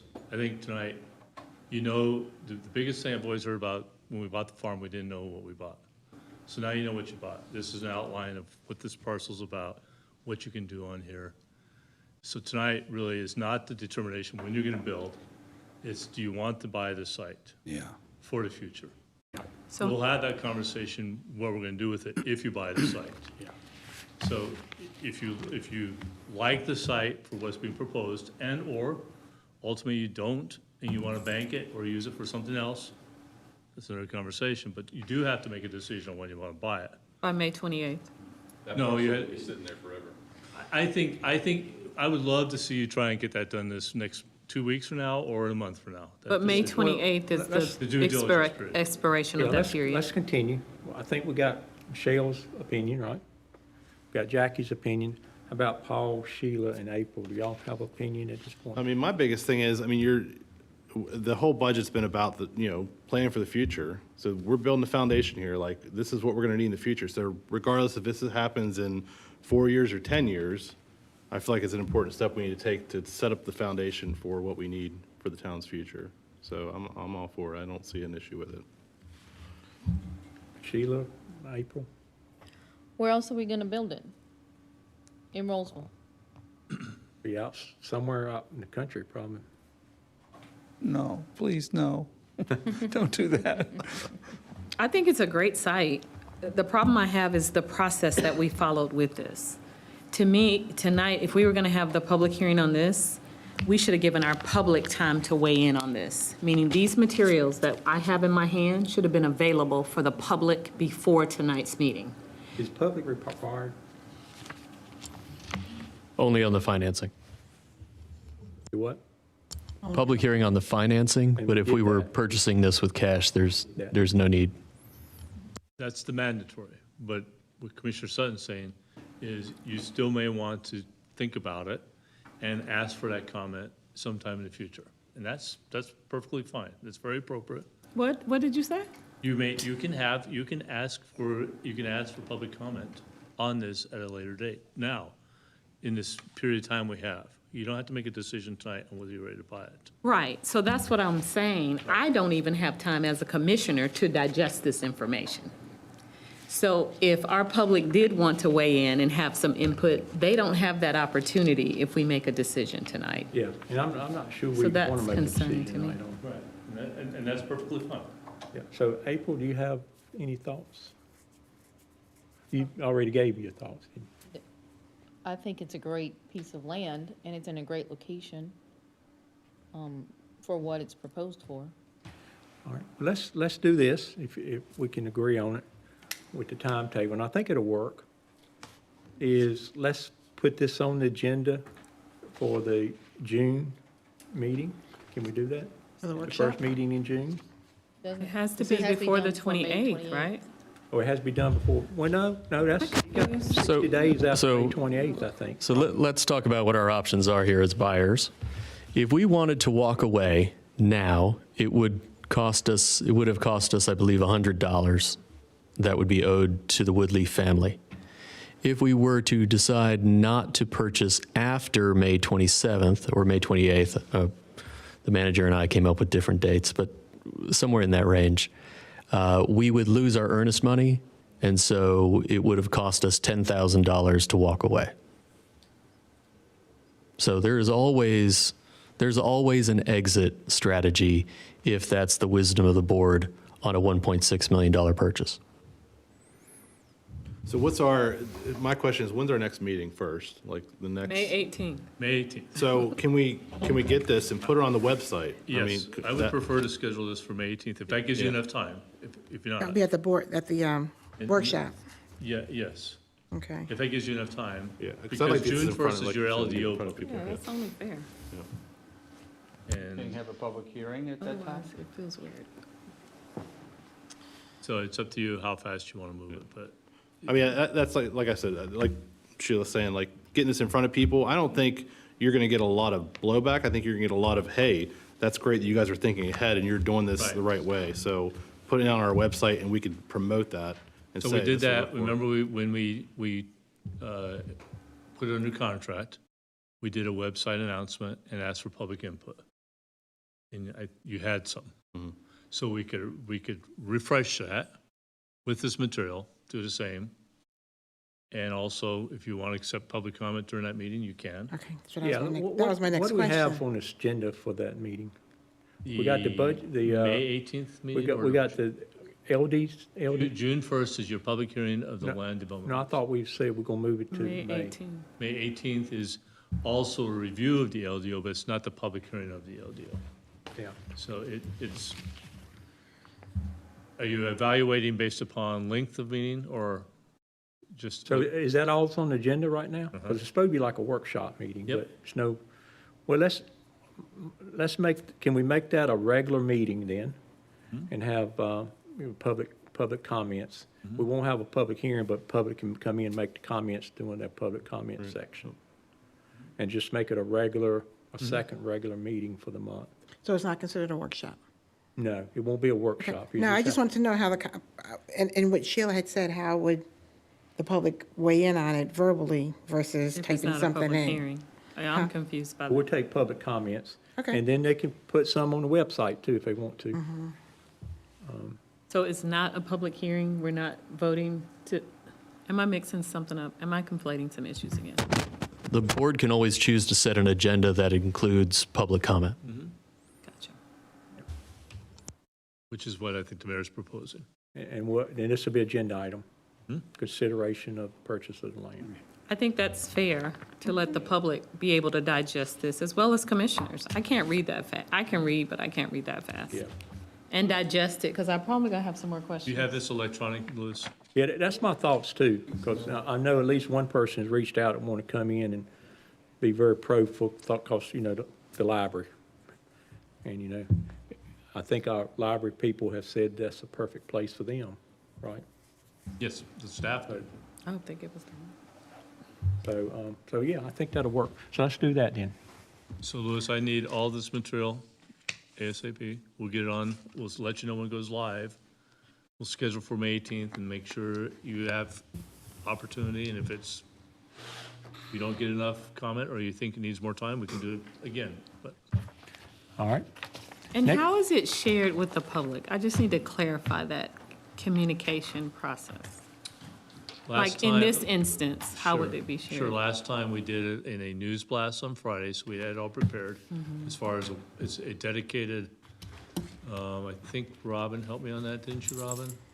We set up a dedicated site and a link, so people could go in and see it, and what we're talking about, and then there was an opportunity to fill out a form to make the comment too. Is that what we did, Robin? Survey, yeah, but it was an opportunity To to add give feedback. comments. So we would do a very similar thing. I like that, because it gets cleared out of the clutter. So we would try and write a description, make sure this information is there, available for them to review, which includes the due diligence results, kind of preliminary information. And again, I want to stress, this is all very preliminary. This is just for you to understand if it's feasible, And more that's- important, that's all it is.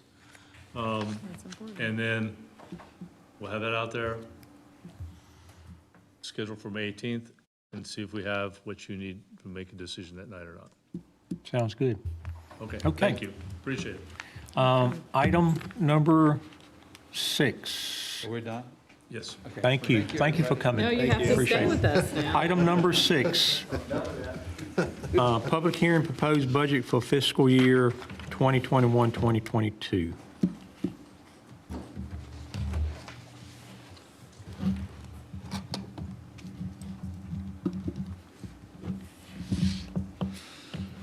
Anybody need an break?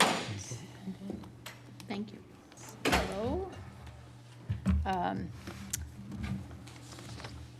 This next section is going to be hopefully very familiar to all of you. I'm going to run through it again for the benefit of anyone in the public who is watching or waiting to participate in the public hearing. So what we're going to be talking about now, this is our proposed budget for fiscal year 2021-22. As we've discussed previously, if we were to give a theme to this budget, I would say that theme is it's all about preparing for growth. We are expecting, we've had a lot of new residential lots approved. We're expecting some significant population growth as those residential lots are built out.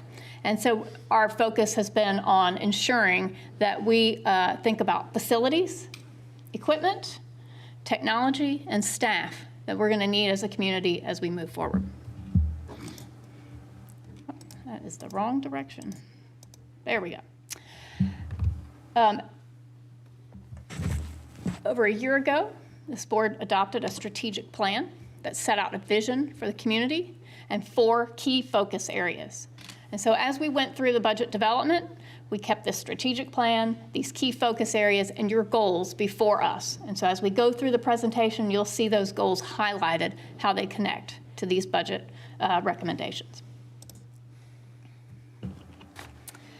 As we've discussed, general fund recommended to come in at just under $12 million.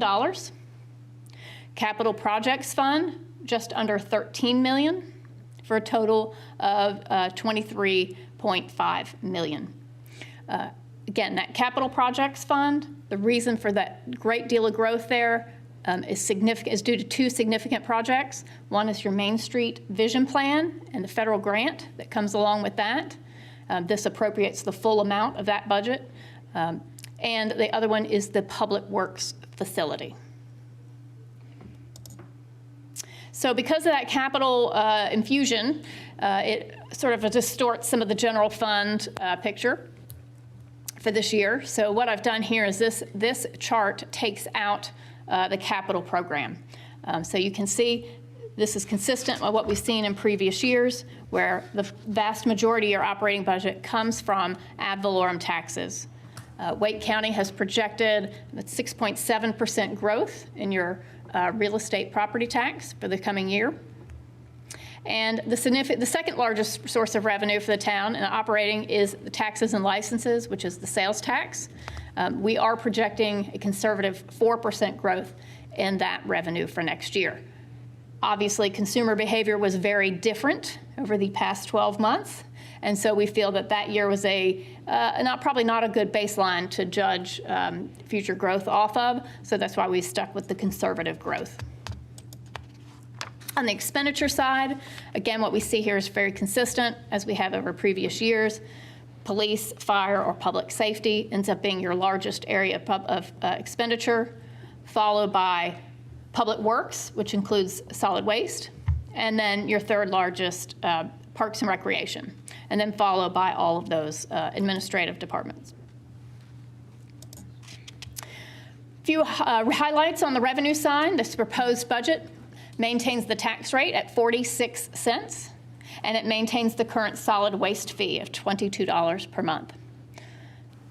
As we discussed in your workshop, there are a few changes to that schedule of fees. We have not updated that schedule in quite a number of years, so many of the changes that occurred were done with the intent of better reflecting the cost of staff time to provide those services.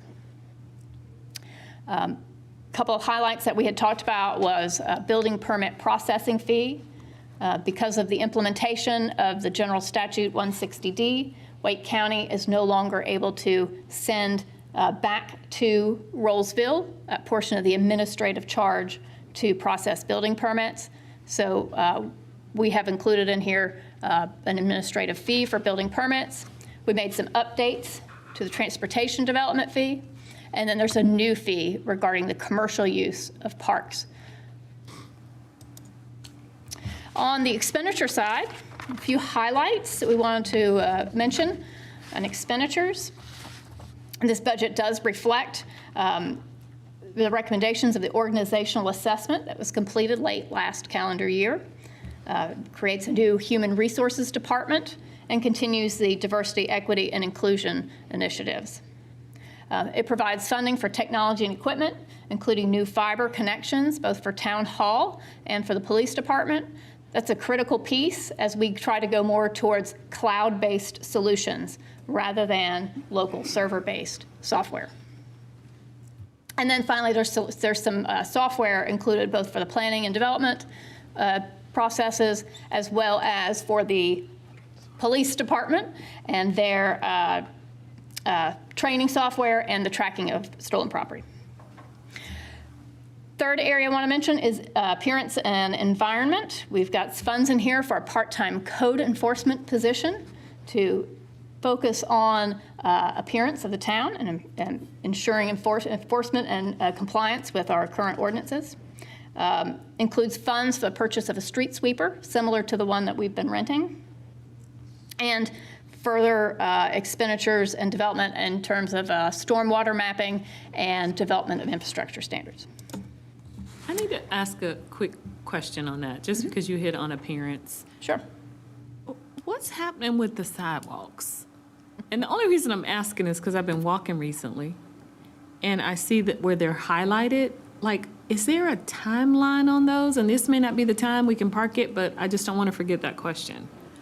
Because I see the pink. Yeah, those are marked so that they will get fixed.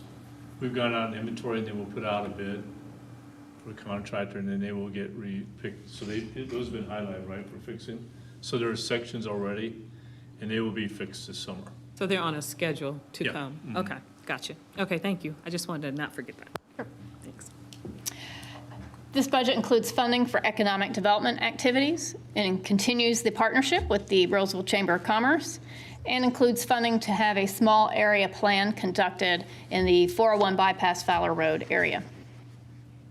On the programming side, it reflects a return, hopefully, to pre-COVID programming for athletics, cultural activities, and includes some additional funding for 4th of July and other community events. And then finally, there is funding in here as well as we work towards that fire department unification process. On the side of personnel, there are 4 additional positions included in this budget, listed here.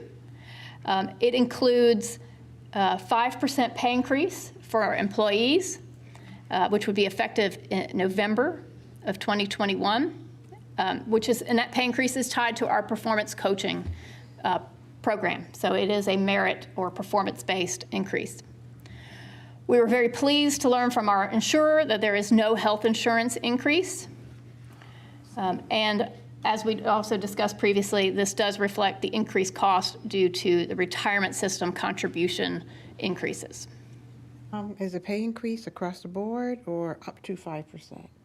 I mean, not across the board, but is it up to 5% or is it 5%? Yeah, so it is a performance-based, so it is up to 5%. All right, so that was the operating budget. We'll transition a little bit into the CIP.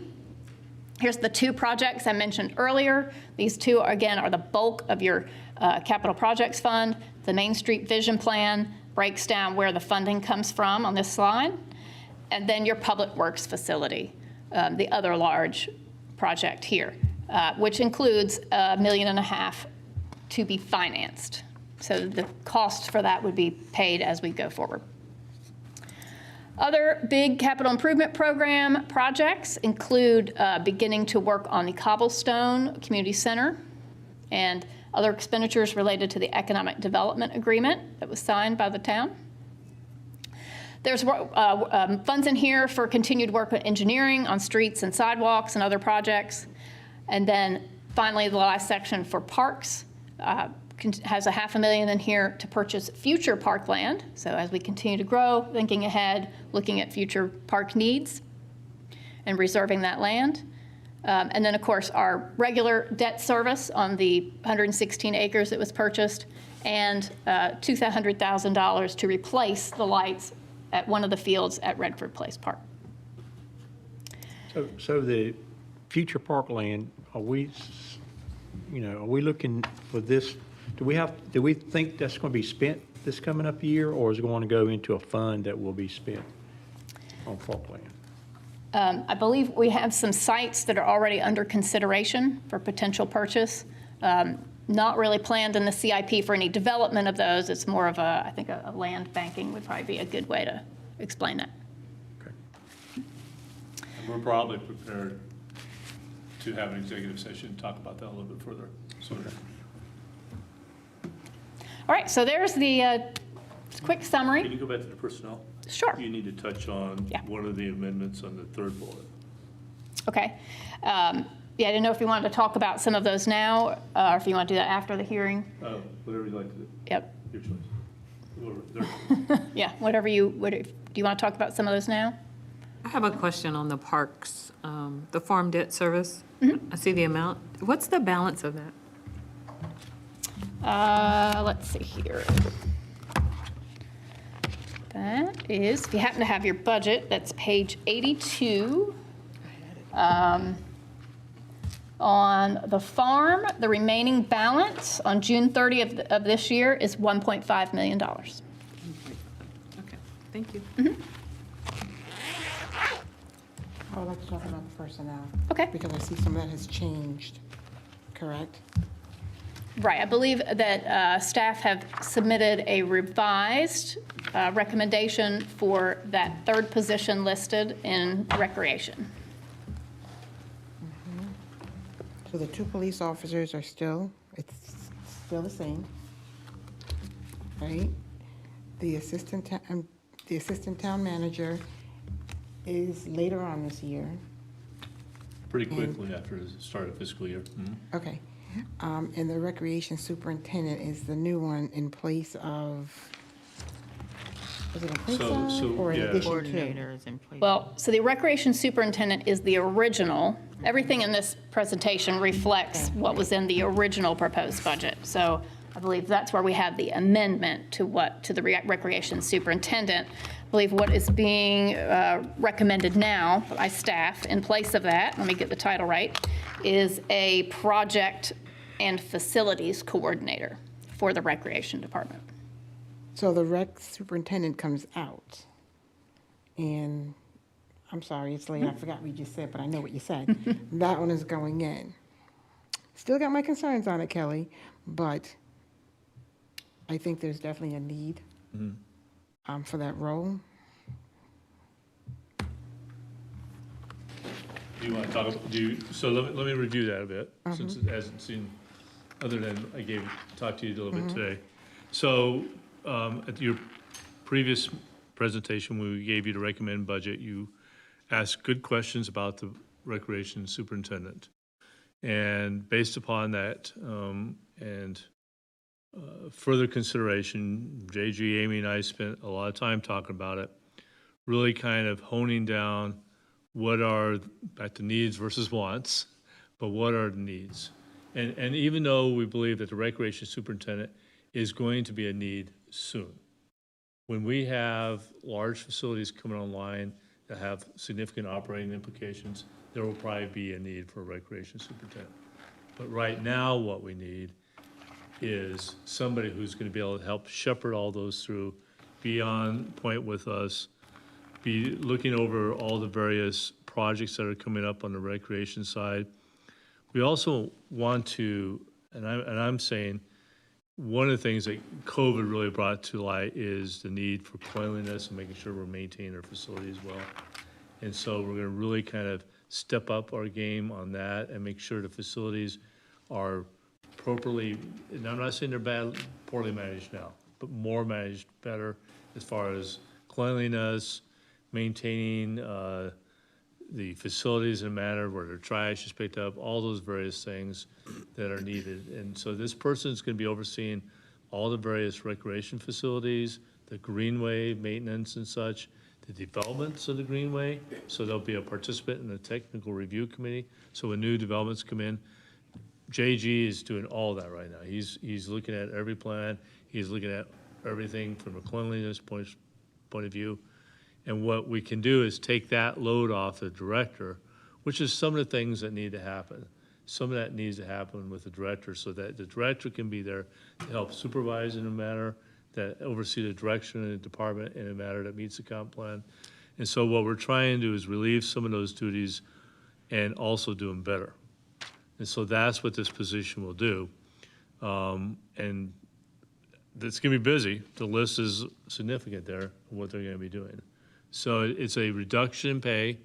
The classification for the superintendent we proposed was 16. This is going to be a proposed 14 level.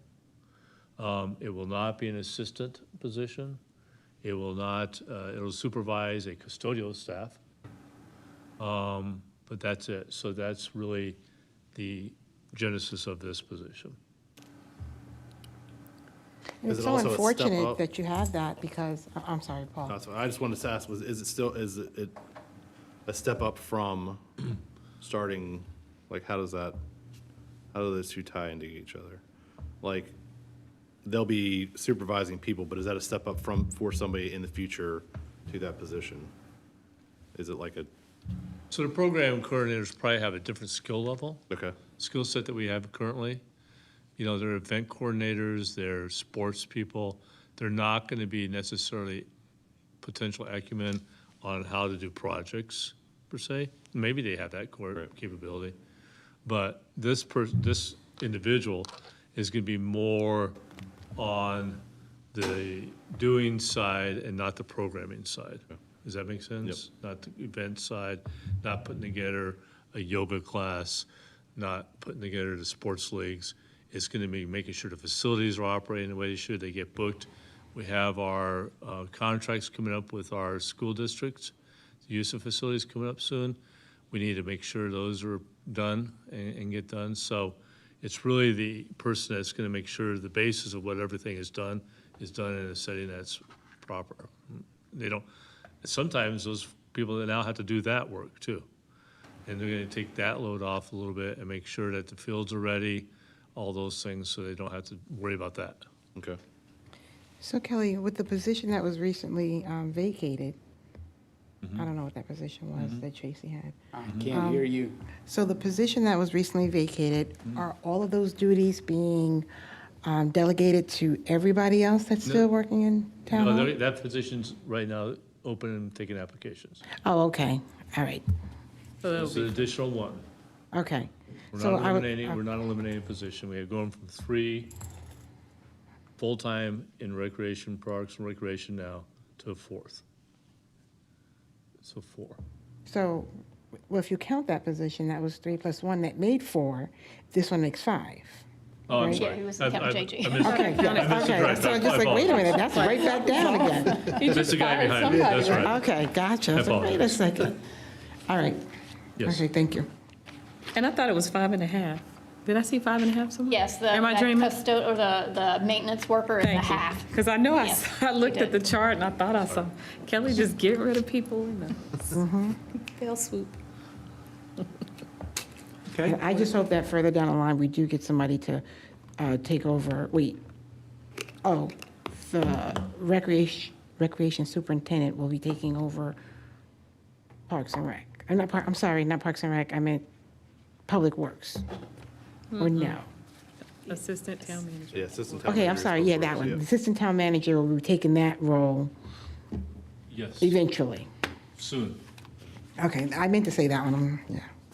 Okay. All right, Thank you. proceed. That was the end of my presentation, unless you have other questions. Only one I have is, you know, we talked about the little sidewalk extension. That's not in here, right? The one. Correct, Huh? The one on Rogers Road? correct, that is not in here. Yeah, and I drove by there and I didn't realize it, but the curb is already there. I mean, the curb cut, it's curb and guttered already, so it's all they need is a little sidewalk, a little path or something, so maybe we can kind of look at how much it would cost to do something there. Because I don't think it would be that expensive. And it don't have to be part of the budget. I don't want to be part of the budget, but I'm just saying, you know, some discretionary funds or something. I heard there's some money coming. Yeah. That's what I heard through the grapevine. We get a couple of houses move in that we didn't expect. We'll have a little bit extra. But I thought we had the curb and gutter and everything, but it shouldn't be that expensive to, you know. I did the same thing you did. I walked it. after the last Uh-huh. meeting. And you're exactly right, curb and gutter's there. All you've got to do is put in the sidewalk. I'd like to see that done. Yeah. And at the last meeting, I said I didn't. But when I went back and looked at it last week and walked it, and our path's already there. Yeah, we could get out on a Saturday and just all of us get bags of Slack Creek and There we go. stir it up and Yeah, I mean, I know a guy. it wouldn't take much. Get my parking pass. Actually, that's But I- it is a good community project. yeah, I would say let's not worry about putting in the budget. We'll just see what, see what we have So to we can do. figure out. Yeah. Well, That was the only thing I had that didn't. I just wanted to comment. I had a great conversation with the chief of police today. Hello, Chief Simmons. Great conversation because I had some angst going into this hiring 2 more police officers because I think, and this is the way I put it, I feel like our police department is like a big old buffet and some of our other departments are slim pickings.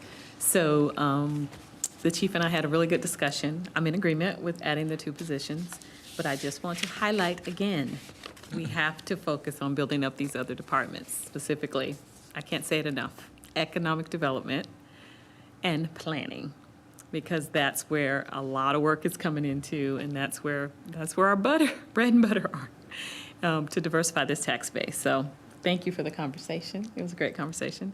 And I'm happy that we have a safe community, but we also have to do some things to increase our commercial. Our tax base is not where it needs to be. I can't say that enough. Yeah, one thing along those lines, I agree, one thing along those lines, when we was going through this budget last time, I myself was all confused about what did the consultants tell us, because it's over the period of 4 or 5 years and stuff, and, what we talk about could be, next year all, but I think we need to keep that in front of us. We paid a lot of money for that study. Yeah.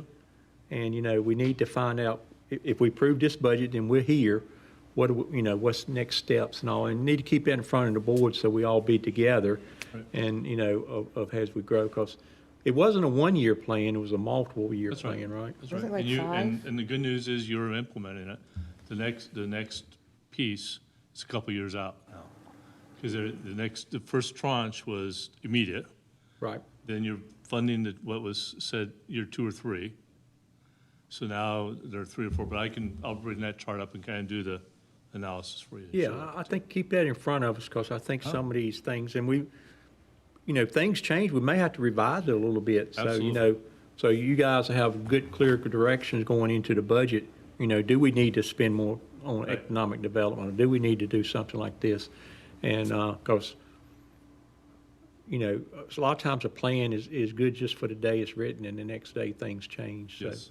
But keep that in front of us, and I'm not saying when, but keep that in front of us, because we put a lot of effort in that study and had consultants to do it, and I do feel we need to follow it, but we need to also make sure we adjust it if needed and understand it. I would agree. That's a Was that great point. a 5-year plan? Was that? It was a 5 to right? 7 year plan. Yeah. I think I went further. Well, it's been a Yeah. couple of years now, right?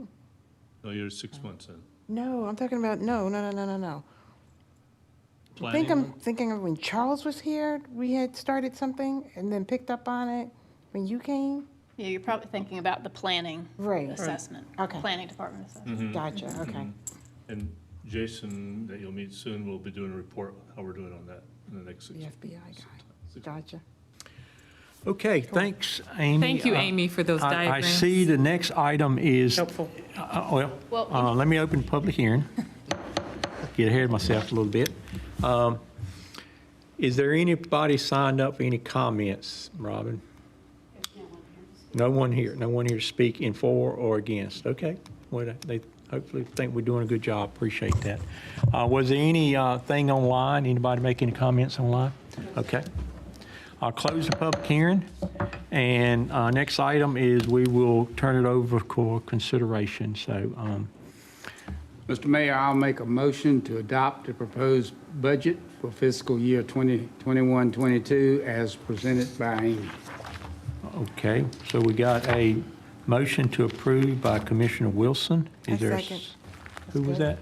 I second that motion. Commissioner Medley, second. Is there any other discussion?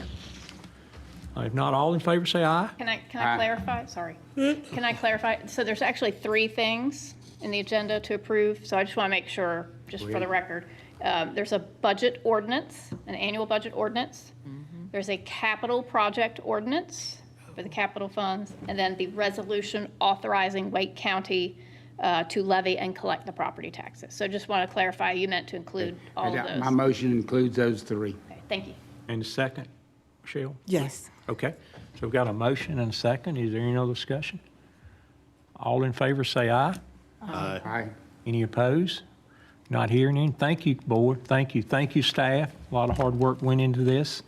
We put a lot of prep work into it with some of the studies that we've done. I like the way you connect it with the goals. I mean, that's really good. So, very helpful. Looks like we're trying to tie things together. So I really appreciate all that effort, and thank you, staff. Thank you very much for doing that.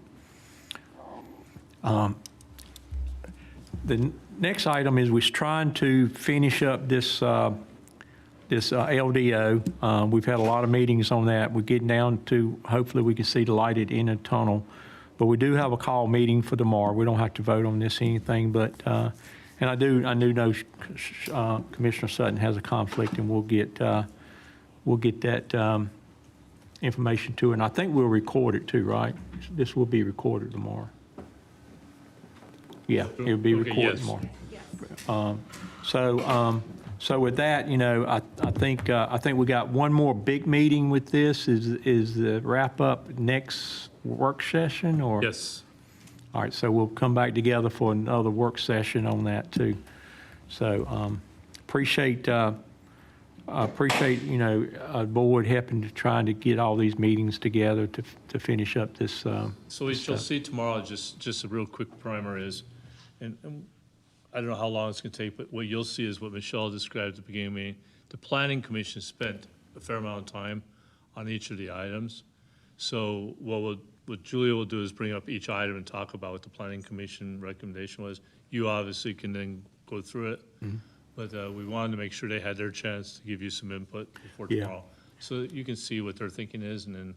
Yeah, and I think it's few of the controversial ones we just want to have to do next time we meet, the 18th or whatever, to set, like the food cart or something. Yeah, or the If food. we can't get through something, or even if you can't get it through by the 18th, you still may want to then wait the second half of this year, just to make sure, and keep what you got. Because the most important thing is we get something adopted. So if you can't get it done, and you're not perfect on it, you either decide you're going to keep what you've kind of worked through, or keep it, or work further on it somewhere else. Because I don't think it's that many items, is it? That About 6 or 7, half dozen to 8 items probably tomorrow. Yeah. Some of them were pretty clear cut, like it made sense. But some of their varying opinions. I know. Not just on the food court, food carts. Food trucks. I'm so sorry. That one definitely gave me pause for thought, and as did the sidewalks. So, but the rest of them were like pretty. It just made a lot of sense. We'll have to address that, and we may be talking about that one up to the very end before we kind of come to a resolution. But okay. Can I add something, Ron? Sure. Especially since I won't be able to attend that meeting. I have an all-day session tomorrow, but R3 is still concerning. I think I reached out to each of you individually, if not this year, it might have been last year. And maybe I'm just ignorant, but to have a spot that small and have townhomes be allowed, we really got to figure that out. I have said this to Kelly. Kelly and I have talked about it, and he said, wait for the LDO. I'm struggling with having developers continuing to come forward if we don't have that worked out. Yeah. Because when it comes, it's almost like you're wasting their time if we're like, we don't have it figured out for what we want our community to look like. So struggling with that R3 zoning. And I may be confused. I've been aiming to maybe talk to the planning department a little bit, but I think I heard, if I do want to listen check, I heard that townhomes is not going to be in the medium density anymore. Is that what I heard?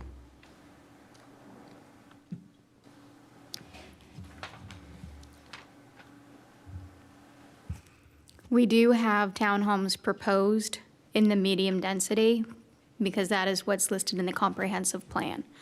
So the comprehensive plan calls for townhomes and medium density residential, and so they are listed in the permitted uses table as allowed in medium density. So that is something, if we want to look at that again tomorrow, I can add to the list. Yeah, and I thought we weren't going to do that. It was just going to be in high density. Because, you know, in that case, high density is not everywhere. And That is how the R3 text amendment that was just done in the recent year, we had looked at that as part of allowing the R3 and then the single family and the townhomes and the multifamily and the duplexes all in R3. We looked at all those uses and where they were allowed, and we added single family to the R3. But currently, townhomes are allowed in the R3, and they don't have to be tied to any other size development. And so if you're wanting to limit how townhomes come in, we need to have that discussion further. I think we do. Yeah, I didn't have a clear understanding of that because I think we did not do. know. And evidently I didn't either, because I thought that chart I saw in the last meeting, it had medium density only for single-family homes. And R3 or townhomes was in the high density, so. It is in the medium density and the high density, which is consistent with what we have on the comprehensive plan. But the comprehensive plan just calls for medium or high. It doesn't tell you what's. It does tell you what type of houses are in that, or what are allowed in that. It called it out in the So we probably need comprehensive to plan. revise that if we're saying that it's just going to be in high density. That'll be one of the things that part of the comprehensive plan update, that if you want to change for the LDO, we'll have to tag for the update moving forward, since it will be then inconsistent moving forward. Yeah, maybe look at that and see what it would take to do that. Because I think some of these spots that we've seen, that's pain spots, would be eliminated if we just target the high-density areas.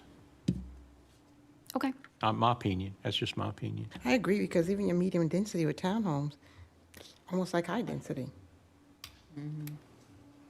Yeah, so what we have right now with the medium density is the single family, the townhomes, and the duplexes, but not multifamily. When you go to R3, you add all that plus the multifamily. But isn't a duplex considered multifamily?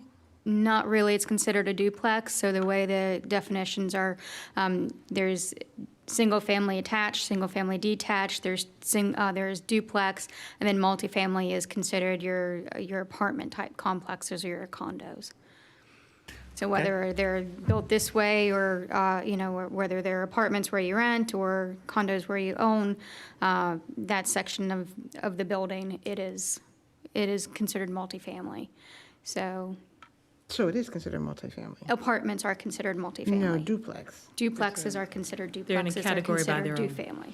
But they're in a They're category where considered the single two-family. families are. They're single-family and two-family. They're considered a duplex. They're not considered multifamily. Multifamily is for more than two. Okay, so the more than two, all right. Well, thank you. And I think y'all got an idea of kind of what we kind of expect. Because with medium density townhomes, the way the comprehensive land use is drawn, it can go anywhere. I mean, it's just a free fall. And that's what we want to kind of, the easiest thing is just put it in high density and you won't have to worry about it. Okay, thanks, Julie. All right, moving on. Communication section, communications from a town attorney. Thank you, Mr. Mayor. I apologize for causing the recess earlier and probably used my allotted 5 minutes during that time. Taking a look at the topic that we just covered with the zoning idea, if it helps, the distinction between multifamily and single family is the lot. So if it sits on its own lot, its own box that someone could sell by itself, generally planners and lawyers think of that as some form of single family. It could be stuck to other buildings, but it's single family because it has a lot. When you hear multifamily, usually that means it's all one big lot with private drives throughout it. That'll give you the sense of that idea. there are limits on the regulation that we can make of townhomes and multifamily to the extent that that implicates ownership. But in terms of what you might hear Jason or Julie talk about, that's how we're conceptualizing single family. So a duplex has 2 lots stuck together, 2 dwelling units stuck by a party wall on 2 lots. Does that make any sense in terms of organizing how that works? Clear as All right, so there's my clear as mud, That was 5 minutes. right there. But Thanks. anyway, it's too late. Sounds good. Town manager. Staff is here, but they were prepared, they were advised to keep it short, not knowing that you were going to delegate your reports to them at the beginning of the meeting, but they're here today. So I think the last hour or two, they've been preparing their comments, which will still be short. My comment was I really wanted to introduce Jason Brown. Jason, come on up to the podium. Jason is our new planning director, started yesterday, and seems to be getting the lay of the land. I think his comment to me today at 3 when I came in and said, "How you doing?" Because there's a lot. And I said, "Yes."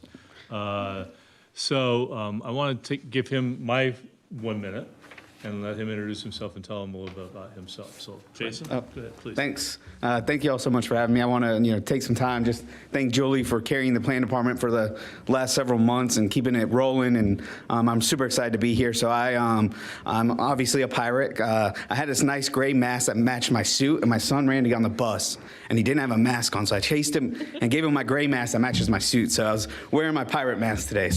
But thank you all again. I'm just happy to be here, ready to hit the ground running and get things done. Appreciate the opportunity Kelly's given me here, and I think I spent the last 6 years in Knightdale as both a long-range senior planner as well as the assistant development services director, and so I saw a lot of growth there, very similar to what you experienced today.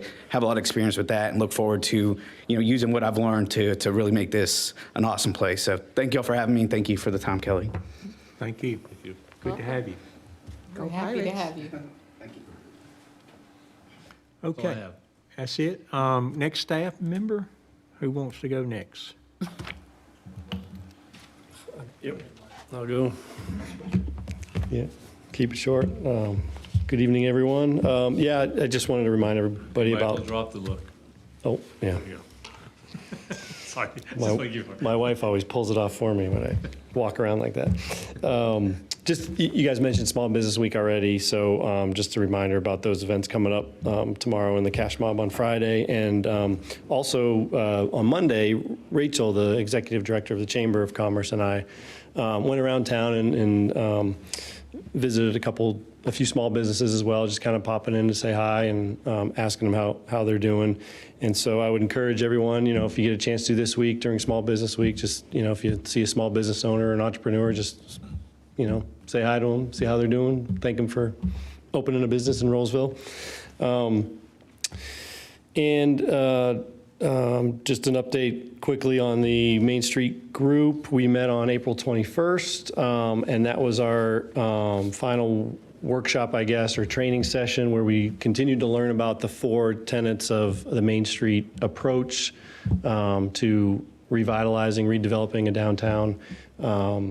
Those 4 tenets were organization, design, and then on April 21st, we learned more about economic development or economic vitality and promotion of Main Street. So our next step is to hold a longer meeting in May sometime, maybe at the end of May or beginning of June, and invite some additional stakeholders to our group and kind of hold a strategic visioning session to start to lay out what Bruce, our consultant with the Department of Commerce, calls a economic positioning statement for the group. So we're excited about that, and we'll continue along that road. That's about it for tonight. So Thank you, Michael. I just want to make sure you recognize that Michael's been also doing a great job on the Main Street project. He and I are learning a lot together on this, but also he's been really the face and the voice of the town as we've moved through this with the businesses, and we'll continue to do that. But I want to thank Michael we're getting close to the push, and you saw a little bit of that today at the public comment. We're going to keep on talking to you about that. But we're about 3 or 4 months away from finalizing all this. And, you'll have some more time on it, but I want to recognize Michael for everything he's been doing on that so far, so thank you. I saw him and Rachel out there walking around business to business. we saw you. Hey, Chief, welcome. Good evening. A couple of updates. We are very actively in search of our next sergeant. Detective sergeant is a position that we have open, so we have the applications for that, or their letters of intent for that has closed today. So we have 4 prospects at this time for that, so we're excited. So we should have that, we're hoping, wrapped up by the end of the month for that. So, and Mr. Mayor, thank you for declaring Law Enforcement Week. I appreciate that. And that's all I have. Thank you. Thank you.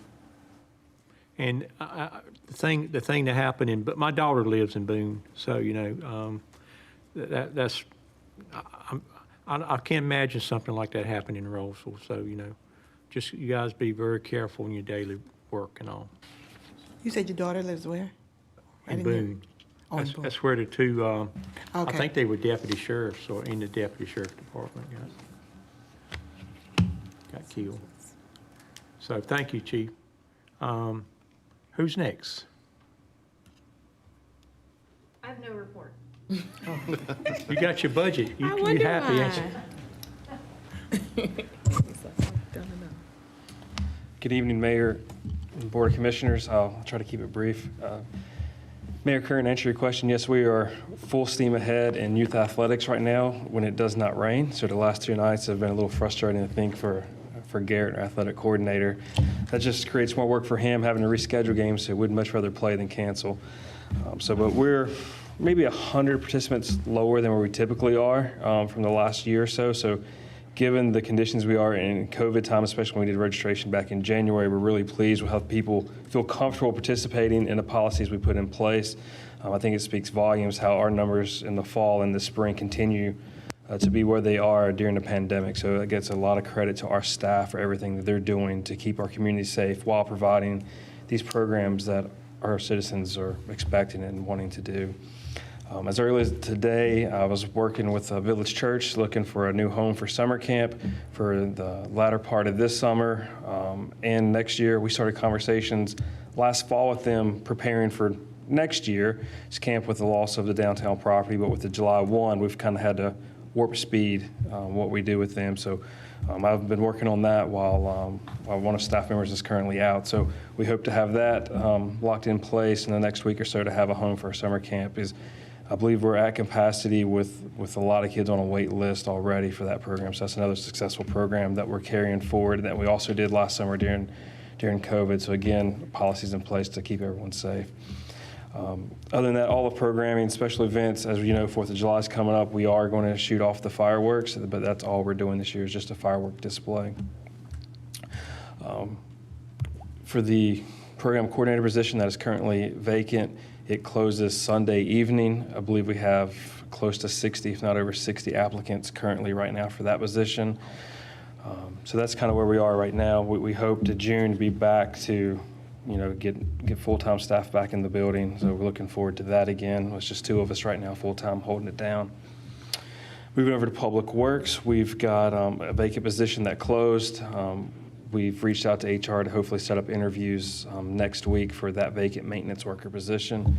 The seasonal position closed, and we only had 1 applicant for that, so we're going to re-advertise for that. So if anyone knows anyone looking for seasonal work, it's grounds maintenance. They're going to get dirty. It's going to be hot. They're going to get sweaty. But if anyone knows anyone, send them our way. We're looking for some seasonal staff to help us with that load that those guys are under right now as well.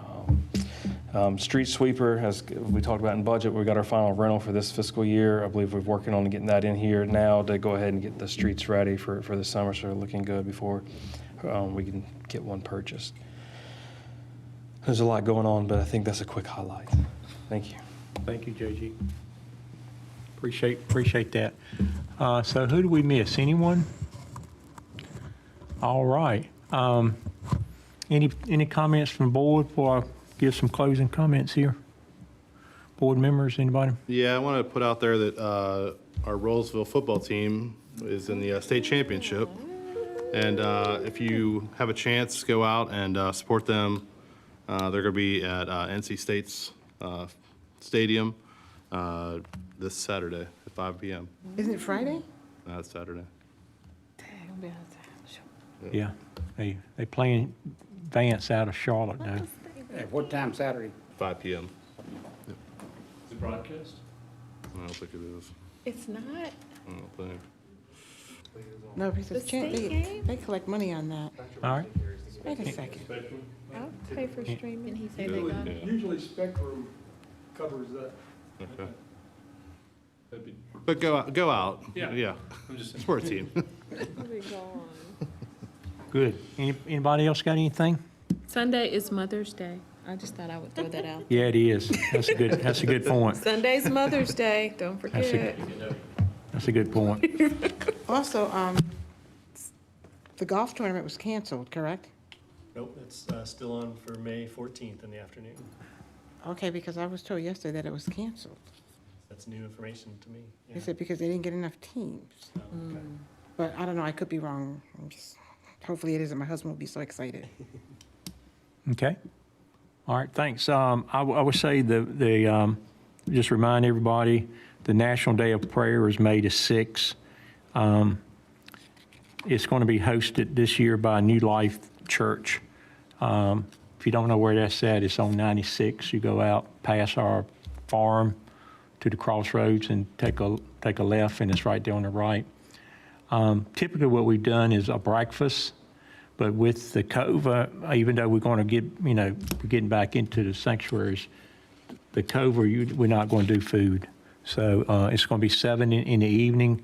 The pastor out there thinks, it gives opportunity for some of the working people to come if they desire to. So 7 p.m.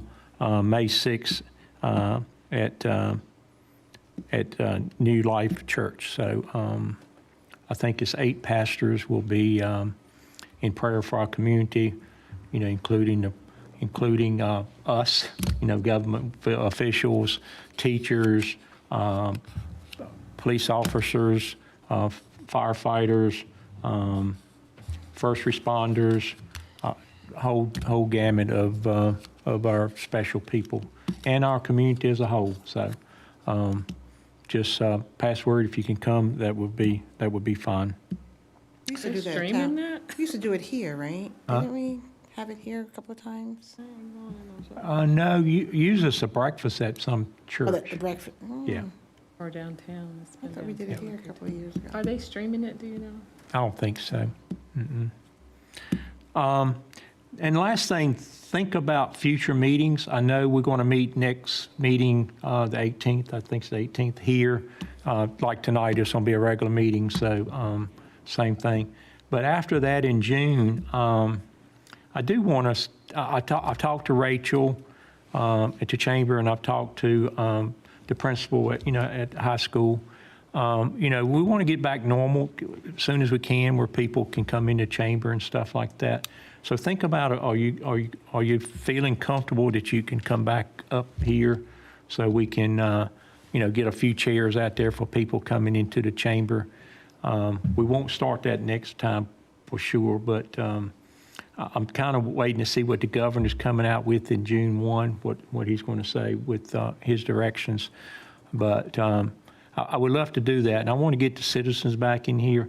I want us to maybe do some type of little monthly, business meeting thing where we recognize a citizen for, some type of thing that they do. We got a lot of good things going on that our citizens are doing. So I don't want anything big, just something, a little small recognition. So just to get the people back involved and things like that. But your task is to think about, how comfortable you are in getting us a little bit back normal. We won't fill the house like we have. We'll probably keep that other side going, but we'll have a few people, in here, and kind of how you feel about that. But next meeting, we'll do it the same way we do it tonight. But I want y'all to think about how comfortable y'all feel in kind of getting back a little bit back normal. Ronnie, to that, I would like to say that I would like to see the teachers that we used to honor a couple of years ago, I think it was before COVID, to start recognizing them again, because they have taken Yeah. on a lot. Yeah. And to recognize them when school was in session was great, but to recognize them now for their patience and dealing with their families and our families, and, you know, I just think it's important that we recognize our teachers again. Exactly. So with that, good meeting, look a little bit long, 15 minutes later than our deadline, but appreciate all the effort. We got the budget approved. A lot of progress was made tonight, so thanks everybody for the hard work. Appreciate it, and meeting is adjourned.